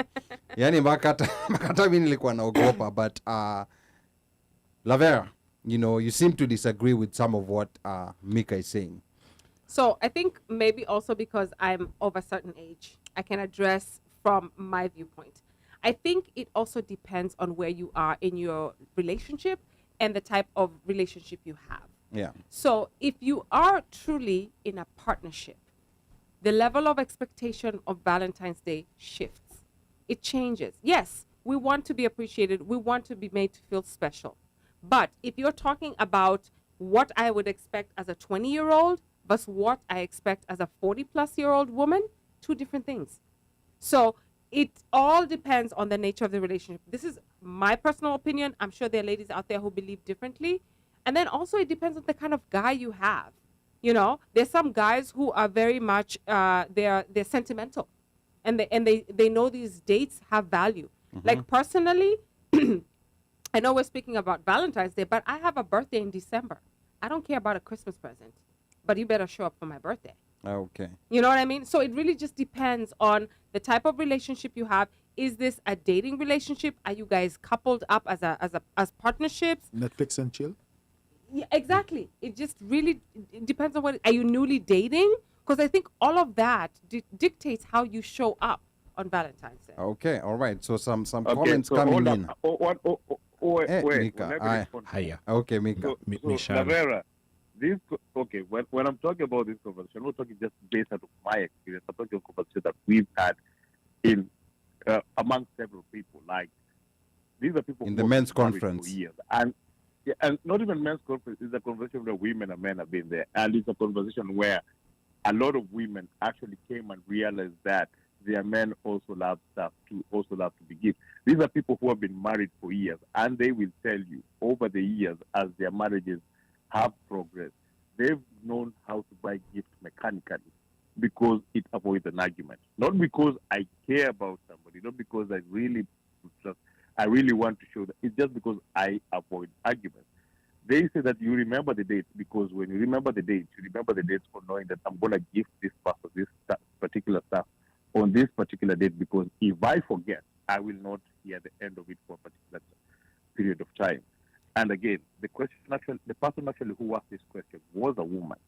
And she said that in her household, whatever happens between her and her man is usually every significant date in their household is an exchange of gifts. And all those gifts have to be thoughtful and have to be considered in terms that the burden of romance should not be put on men alone. And I 100% agree with you. Hold on, let me finish. I agree with you. The burden of romance should not be on the man. Yes. Okay. Start from the get-go, when you meet somebody and you start dating, to the day that it will end, whether if it's by death, divorce, a breakup, or whatever. But usually, you will find in most romance, in most relationships, even if it's just a casual relationship, there is always that expectation where one sex is supposed to provide one for the other. All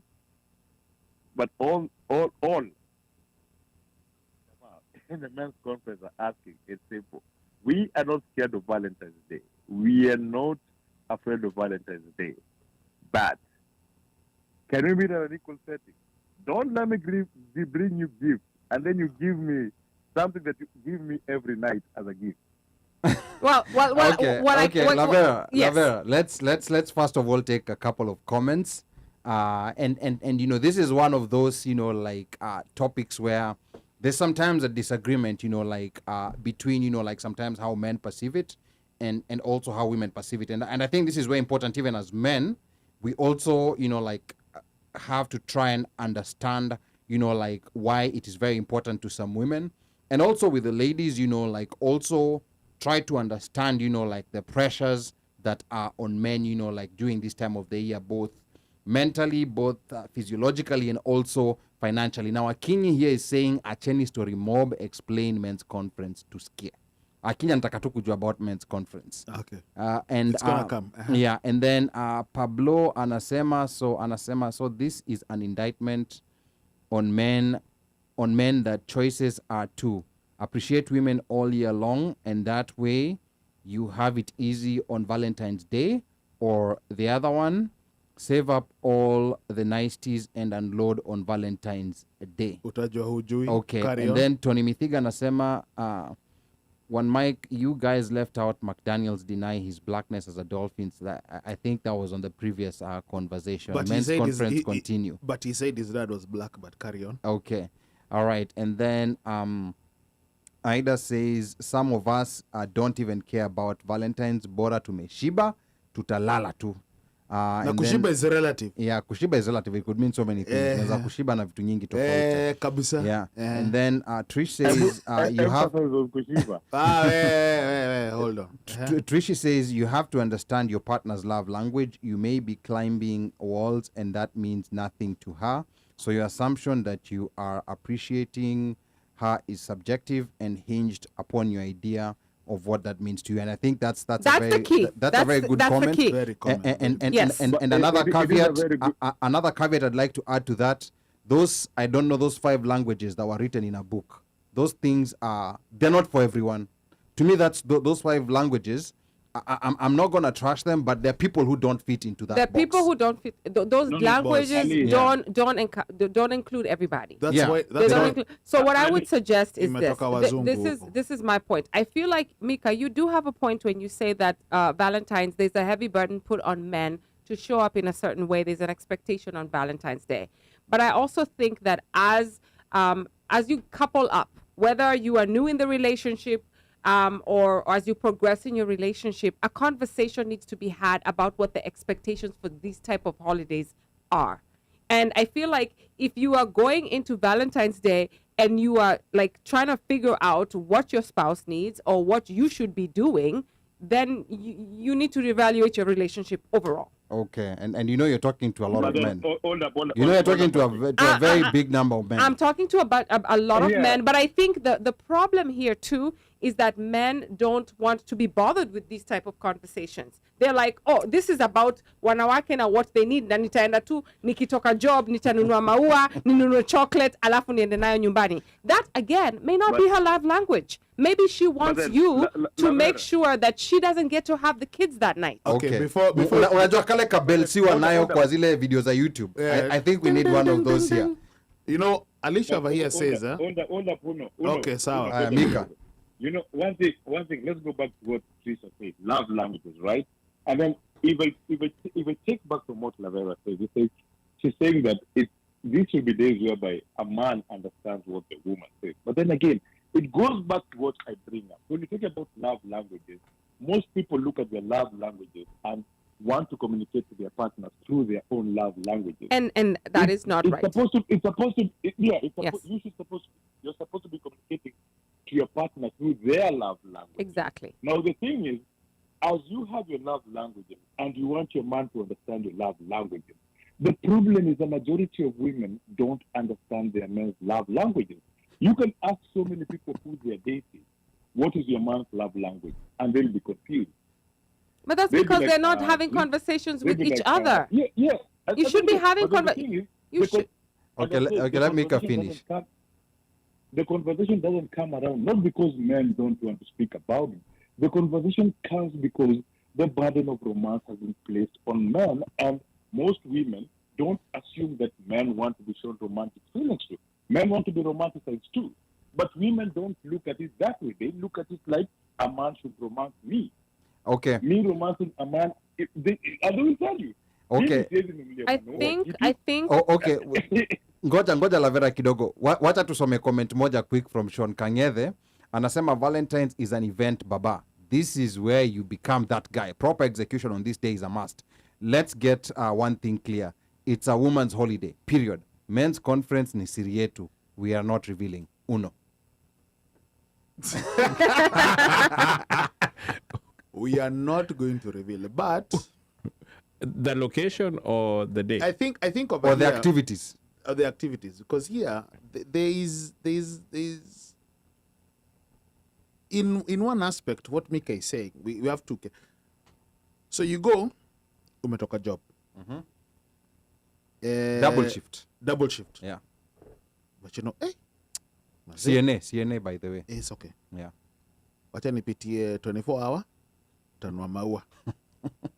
So you buy flowers because you know, listen, it's something not I have seen and have witnessed.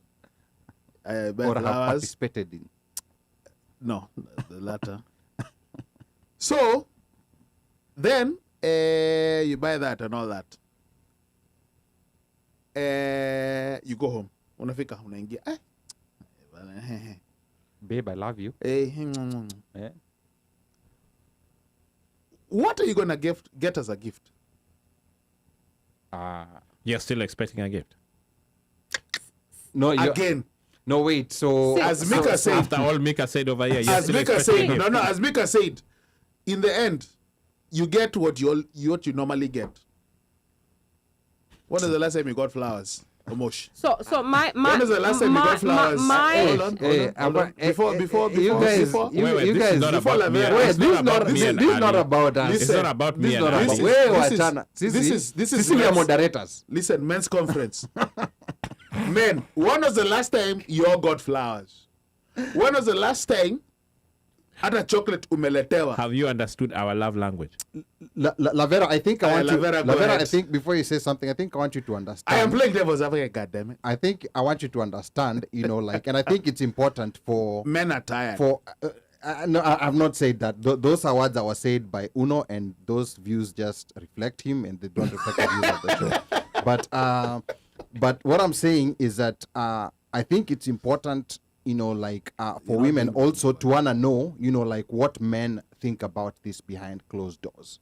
You know, because if this is also a very important day to most women, where they wanna feel appreciated, they wanna feel loved, I think it's also important for them to to also try to find out, like what men, because your man, like a guy who is in love with you or is dating you is most likely not gonna tell you this. It's not gonna, and guys, like are timid in such a way that if they feel that they'll say something that that will rock the boat, they'd rather not say. They'd rather come to the men's conference or the kamkunji, or not necessarily the people's kamkunji, just where the guys meet and they talk about this. And these conversations, like I don't want to say fortunately, they happen a lot. Like especially right now, if you go in as a mall, if you go in as a mall in a lot of guy WhatsApp groups, like it's very rare to They're find. happening as we speak. It's very rare to find guys, like being excited or looking forward to this day. Guys do it because they know,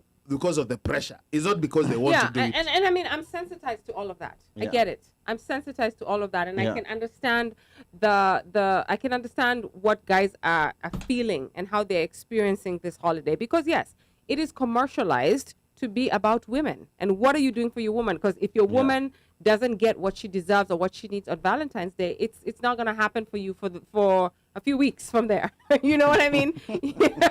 So you're in the doghouse. There'll be no food. You're in the doghouse. But I also think that you have to qualify this holiday by looking at relationships in the different stages. It depends on the stage you're in. Can get food elsewhere. I would imagine that if this is the beginning of a relationship where you're courting and you're still trying to get to know each other, there's a lot of pressure for you as the guy to be that romantic guy, because it's all about romanticizing and bringing the woman in.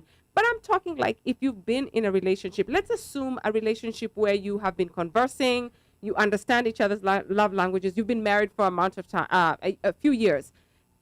You can't expect that you're still trying to figure out what this man's love language is. He doesn't have to tell you. You know what I mean? And I would say for if you're an intuitive woman, if you're a woman who knows your man, you know. And if you're a man who also knows your woman, you know. You know that, for Valentine's Day, kids, we're going to make sure mommy gets whatever. Or we're going to so just as much as you mentioned that some women are going to be sitting there expecting chocolates and flowers. Some women are going to be like, you better not bring chocolates and flowers. Because that's not what I want. Some expecting a red car. So exactly. I think it's all about communicating with your partner. And I think this pressure that you're putting on yourself on Valentine's Day, it's commercialized. It's a pressure that is imposed on you by commercialization of the holiday. And I think also, this is what I strongly believe, because when the two of you first meet, certain foundations have to be set off the bat, who you are. Because I think the notion of when we are dating or when we first meet or first date is, what you like doing, what are your goals or whatever. What about just asking, what are your pet peeves? What don't you like? Because when you talk about, Valentine's to me is bogus. It means nothing. It means nothing. Number branding. Number brand. Well, yeah, you start branding yourself then, so that you know what to expect. But when not even but like when you say, for me, I don't like cheese. I don't like socks being left at the door. I don't like clothes being left all over the place. Do laundry or something. Like what's your, because when you say when you ask pet peeve, I like watching soccer in silence. I like watching sports in silence. Those are the things that need to be established ahead, because now that those become, I guess, your love languages, because by the time you guys are advancing to your 1 year anniversary, you already know, like Ali apenagi kusumbuliwa akiamka 7. He wants a long time. He wants a long time, and if it's NFL, ama it's NHL, ama soccer, ama whatever it is, that's his time. He doesn't like cheese on his whatever. You already know this. But other things, I don't like being disturbed. I don't like being touched or whatever. I mean, there's so many things, but the genesis of this is when you first meet. Not you try to start sorting this out when already you're dating. But you can also establish those as you continue to date, because you might have some faux pas where you realize, oh, you know what? I can't do that with this person because it worked for Sheila, but it's not going to work for Rebecca. And that is why it is important when you first start. you already put your most extreme shit out first day, so that when you guys pick up, when we advance 6 months in, don't ask me about leaving socks at the door. And you know, because I told you, and you I know, don't like based on leaving that, socks at the door. you know, based on what Uno said, I think also a big mistake that sometimes guys make in these relationships. I mean, we sometimes, you know, like are blaming the women, but a big mistake that guys make absolutely at the beginning of these relationships is overdoing stuff.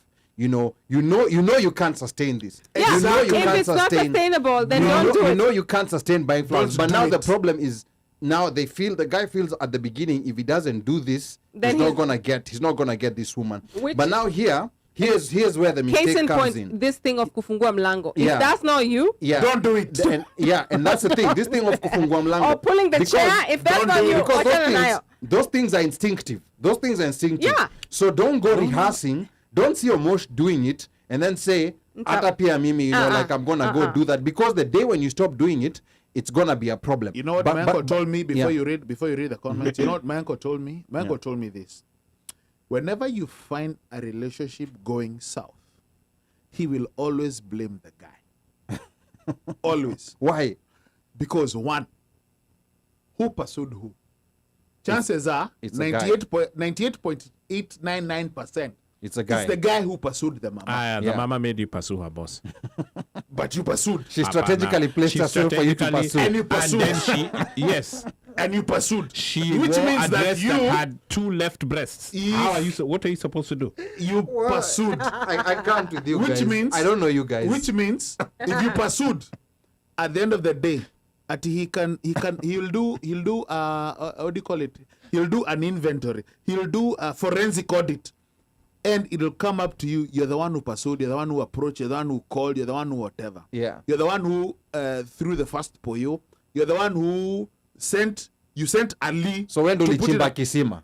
Wewe. Yeah, na lazima ukunywe maji hapo. Wewe. Yeah. So the fault is with the guy. Okay. No matter what. Okay. Never blame the woman. Aya, sawa, But carry sawa. on. Let's get some. There's some interesting comments coming here. Yes. What I love today is I think because Lavera is here, Yes. you know, like all those silent listeners have come out. They have come out. Yeah. I think that's Lavera's influence.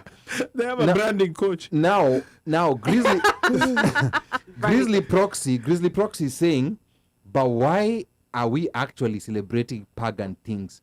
Mapenzi inafaa kwa all year round from men, which is a good point. No. Before you read the next comment, Grizzly, acha nikuulize, did your father or your grandfather, did they ever get down on one knee with a ring and propose? Carry on, Ali. Okay, you know. See, it also depends By on the way, it depends on the You see, their love language was Let already. me say See, something. you guys First of are, all, let me qualify you're something. warped in this The views- romantic No. commercialization. The views expressed today are for the people who are saying them. They don't express. If your grandfather and your father got down on one knee to propose, if your father celebrated even before you were born, celebrated Valentine's Day, if your grandfather celebrated Valentine's Day, your grandfather and bought flowers or whatever, what was the love language for your grandfather and your father back in the day? But carry on. Okay. Let's neutralize this. Oh, sorry, let's read Tony Mithiga's comment. And by the way, we have to. We have to wrap up. Yeah. But Tony As soon Mithiga, as you wrap up the comments. Tony Mithiga here says, we don't need flowers. We need tickets to the racetracks and gift cards to automotive stores to fund half of the man cave. And I think this is actually a very solid comment, which is in a lot of men's minds, but they don't want to say it because they don't want to rock the boat. Boy child is under siege. Boy child is under For me, siege. I also think as a woman, I also think that you don't have to tell me that. I know my man. I'm going to go buy what he needs. Okay, all right. Let's hear what Mika has to say. Mika. I'm with you on that one, That's Lavra. why I said earlier, that's why I said you will hear many women saying it's very hard to gift a man because most of the time they have what they need. But if you look around, men don't hide what they love. It's right there. Of His course. favorite costume will be rubbing your face every day. I 100% agree with you. DIY itakuwa hapo mbele yako. Like right on your face. You don't need to even think too much to gift a man. Okay. So yeah, Tony is right, and I agree with what Lavera said. If you know your person, you will know what to give. Exactly. Okay, and then Trish says They don't have to ask. you all need to learn to be vulnerable with your person. It comes with a trust, though. And for some men, vulnerability is not their thing. You know, and here I'm just talking for Maybe that's I'm talking for men. That's for the white guys, probably. I think a really You good guys- discussion we should have at some point. A really good discussion we should have at some point is this question of vulnerability, and it's a reason why a lot of women in our generation are going for the younger guys, because the young guys are in touch with their feelings. Okay, all right. No, that's a conversation. I thought the younger guys think. I thought the younger guys think. The only feelings that they're feeling right now is to be Ben 10. Because the older men, they don't want to be vulnerable, and they're just up in there making life difficult for themselves. How many mamas? Okay, How you many guys- mamas are getting married to 25-year-olds? Okay. Let's. because those 25-year-olds are coming home and saying, "Girl, I don't feel good today." That's a good topic. Lakini wewe unajikaza They are kimwanaume coming. and you're messing it all up. Okay, let's No, hear. Ah. Let's read another quick comment here. Hey, Maze Leo, I don't know what happened. How today. did men's It's conference Valentine's. become Valentine's. Valentines and young Valentine's. This is the reason why there's men's This is Boss, part. Yeah, this is just now boss, outlining sasa why men's conference is tunafungua there. roho. So And we Grizzly- have brought the ladies in. Grizzly- Ndio wajue ni aje. Grizzly brought another interesting question, which I did not think would come up here. Grizzly is curious as to whether Muslims have or celebrate this Valentine's. I was going to ask that. What? Grizz, And thank you. Hey, Speak to that, my friend. Okay. Yes. Floor is yours, bro. let me tell you one of the reasons why I sometimes just love being Muslim is because kuna vitu zingine there are certain things. Jiachilie. Okay, here's the Valentine's thing. is not even. So Christian. religiously, in fact, in Muslim households, can't even start talking about Valentine's. Now, as couples, mnaweza kuagree nyi wenyewe, because even Muslim couples, there are some who have, their Valentine's dinners na nini. But the good thing is that these are things that are not emphasized, they're not prioritized, it's not, for the most part, I can't speak for everyone, but for the most part,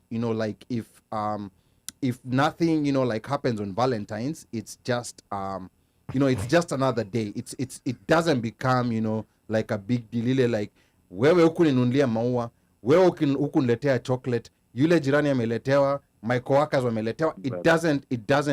It doesn't go there. But again, I'm not speaking for everyone, because we are also not bulletproof or immune to the commercialization of Valentine's Day. Mika. So you guys don't celebrate Valentine's? Oh, sorry, sawa. Yuko Dubai. This shit, hii kitu ilikuwa kubwa. It was a big deal. No, Dubai. That's Dubai. Wanatembea na marozi zao wameshikilia. I guess what? It was not Dubai alone. You could see even on TV that was coming from Saudi, Oman, all of them, Valentine's was a big day. I don't know about Saudi. I agree. Maybe Oman. Goja. No. It's not about as you said, it's nothing tied on religion. It was more of just commercialized far that was passing through. Like people who are married enjoy themselves and stuff like that. Like the commercialization of it, yes, it was such a big deal and everything. But you will not see, there's nothing tied like religiously to this day. Yeah. It's just a day that was there for people to celebrate and enjoy and go out and have to spend time with your loved ones. Like the flowers that are being sold, you will see the dealerships parading how many cars have been tied with bows and flowers who are delivered. You'll find some sheikh has gone and dropped some flowers from a helicopter to his sheikhs. Like it was such a big deal that it was actually being showed like this is what was being done. But there was no mix of religion with it. But on the commercialization aspect of it, it was such a big thing. Yeah, and of course places like Dubai, they imitate, like everything that happens in America and in the West, because that's also another Muslim country where you'll find alcohol freely flowing. So to me, Dubai sometimes is not, sometimes the best representation of what you expect in in in Muslim societies and all different Muslim societies across the world, they're actually generally very different, just like Mika was pointing out. But real quick, I really want to read this comment from Pablo, although time yet is running out. But Pablo says, at the men's conference, we have agreed that a declaration will be passed. Hatupangwingwi. We shall from now on also demand flowers, breakfast in bed, shoulder massage, and must be with some nice scented oil, not Arimis, chocolates, expensive wine, etc., etc. So, you don't need to demand. If you know your woman and that's what you want, you will get it. That's Hiya. Okay. All right. I wonder if your woman, if you've already conveyed those are your needs, your woman will deliver. She knows what you need. Even the young guy, I'm just asking for a friend. Yes. Okay. All right. Wahenga walinena kilicho na mwanzo hakina budi kuwa na mwisho. Meli imetia nanga. We are about to wrap this puppy up. Mika chikade, twende kazi. Hata bado 2022 umekataa utakuwa raw abiding citizen. Never ever. Anyway. I just want to thank our special guest, LAVERAH. Thank you so much for coming in. You educated us so prepared, and you stayed for the conversation and made it insightful. Karibu tena. When you can grace us with your presence anytime, we will appreciate. And say hi to Mr. J. Sure, right now is such a big boy. And thanks for the good work you're doing over there. My co-host, asanteni watu wangu, hata kasi upigana si upendana bado. It was a good show. But I want to thank all the fans, man. Leo participate. Wacha tuonekane watumia W2 mpate kitu sio tuwezi walipa. But tutaweka kama employees mpate kitu. All in all, the weather is getting good. Been some good temperatures the past week. I hope everybody is doing good. Remember, we're still going through pandemic. We're still going through stuff. I hope we're all taking care of ourselves. Remember, call a friend, talk to somebody, reach out. Tusikae peke yako. Na kama Valentines pia ni ngumu, I want to tell you, kama uko peke yako, there is an event on Bora Bora on Saturday where you dress up nicely, get on the Zoom call, and we are all having a big virtual Valentine's dinner party. It another from 8, I think back late the next day. So don't say you don't have a date. Here you will have like 400 dates. Ni wewe tunachagua nani utakuongea nayo, kucheka nayo, kupiga story, having a good time. So Bora Bora, like is it a big date for all the people, ama kuna like private chat rooms where it's a big date for all the people. Hapo kwa all the people kiweza kuconvince mtu mwende private chat room. That bidii yako itakusaidia, but it's just a big date. Usiseme hii Valentine's umekuwa lonely, nimekupatia hapo. Kuna mpango. Will link you up with the Bora link where you can join in and where you can go and have fun with a lot of other people who are just like you. So don't be lonely this Valentine. All in all, don't drink, don't drive, be safe. Super Bowl weekend. Don't drink, don't drive, be safe. Quiet in next Friday. Wow. Yani, I want to thank our listeners, our guest. Thank you very much for staying with us all the way. This is the People's Kamkunji. You're welcome anytime, by the way. Yeah? So don't feel shy. Some knowledge was dropped here. Yani, those little tips happen apale. In fact, I'd even been lalaring on some opportunities. I think I need to pick the phone and send emails. I mean, like, boss, niaje, kwani, is how. With that said, my listeners, our fans, and our fans to be, thank you very much. We do this because of you guys every single week. And as we continue to, chambua this year that is 2022, stay safe. Remember, we still do have a pandemic out there. Make sure that you don't listen to those pundits of Usivae mask. If you listen to those nyangaus, you are the one who will be changaring for at the hospital. Mungu Airways in Angola. Yes, and it's happening. So use that inner gut unajua, it gets to a point where there's a lot of pressure that these guys who are in leadership decide to come up with some rules that do not make any sense at all. And it's similar to happen in Europe, and, you know, going out to some of those crazy states, but we'll leave that alone for today. The topics have been moto. It's been fire. Yani today, I think we can go on probably till like 4 o'clock in the morning and keep going. And I don't think we'll still be able to meet anywhere. Aida, Alicia, comments zako tumeona. I don't even know where we can start reading them. I don't know how we can even start breaking it down, but we didn't ignore you. And it's not me and Ali, we were moderators. It's One Mike who did all of this. So like you said, you can meet him at 11 o'clock. It's actually past 11. Na hizo hasira zako. We'll get you gloves. Na utaendelea tu hivyo. Otherwise, tutaonana next week. Peace! Okay, Lavera. Thank you so much for having me. This has been good, fun, great way for me to spend my Friday. It's a long time since I've had so much fun on a Friday. Again, you know, there's just so much that I'm passionate about with regard to our community and career and coaching and mentoring and personal branding that I feel like we need to, if I can shorten anybody's learning curve, that's really my mission.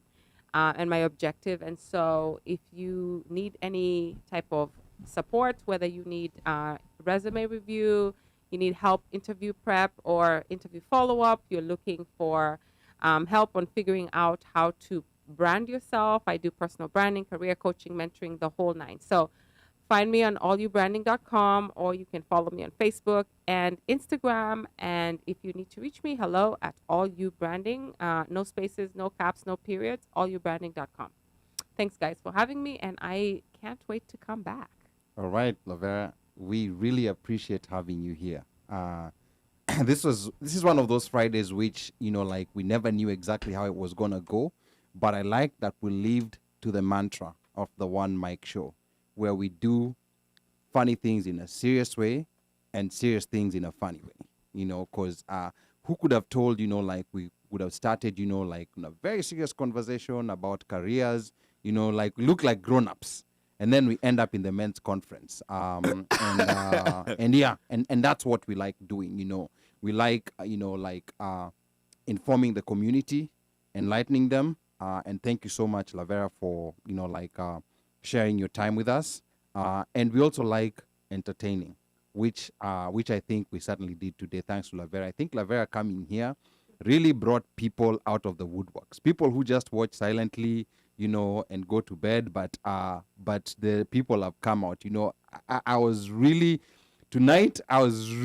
holding my laughter. You know, like I was trying my best. You know, like I could not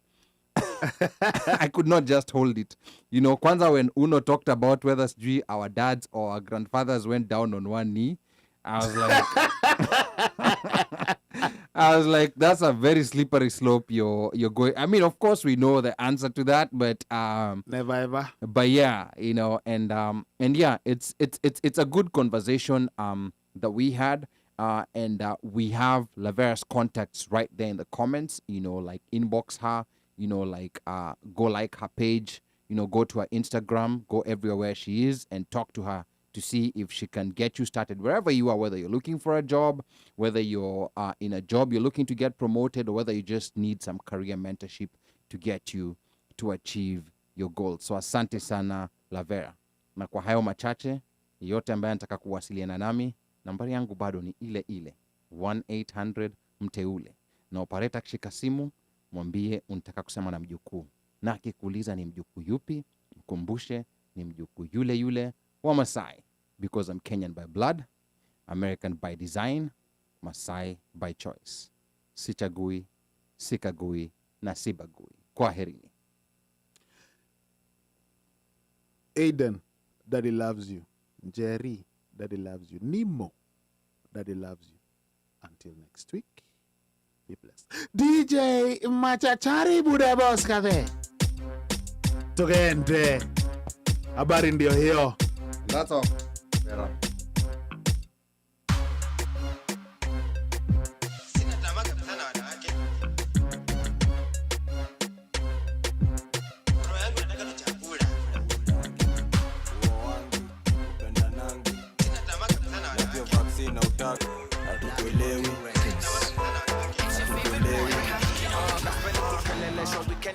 nikileleshwa nilikuwa nimeshika wochi mashati. Tulikuwa tukobashi vima moshi tukiban mazigi kumbe wocheme tuseti kwa mdosi. Shamra kelele na mapekele za keroro alafu kumejaa moshi. Kiranda kundani kwa hii pati utapatana na mangeo skafote. Na wako so noti na wanaitisha noti. Uzuri niko na flow so sikosi. Siazi kosa lip gloss mikosi na vibe ni vitu kozi na baa zangu wa chuma ya doshi.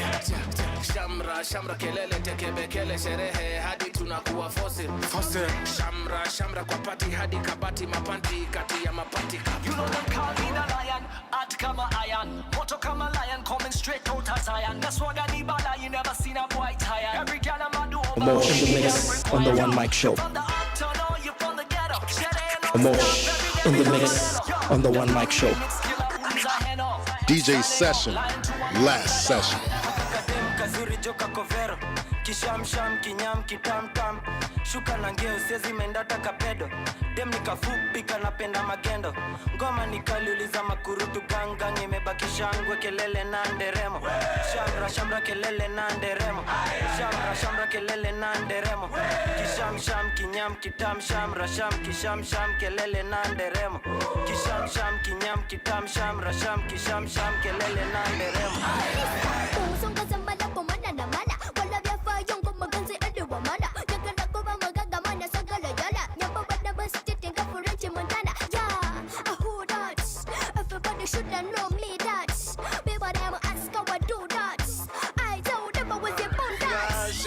Yo Buddha, nimekuwa nimelost tu kwa muda, bado fresh na shape kama Buddha, mabeshe walinitokaga kama Juda. Hey Buddha, bring that thing. Ikikuja mazemi na vuruga, naicheza tukibazu tukikuga, nina lugha we uliza asabuga. Nipata niko gejwa nishajikare, nishatoka benzima swizi nipate kwa re, vaccine nishaget corona kwangu nibia, tunapigwa lockdown tekiwa na tubia.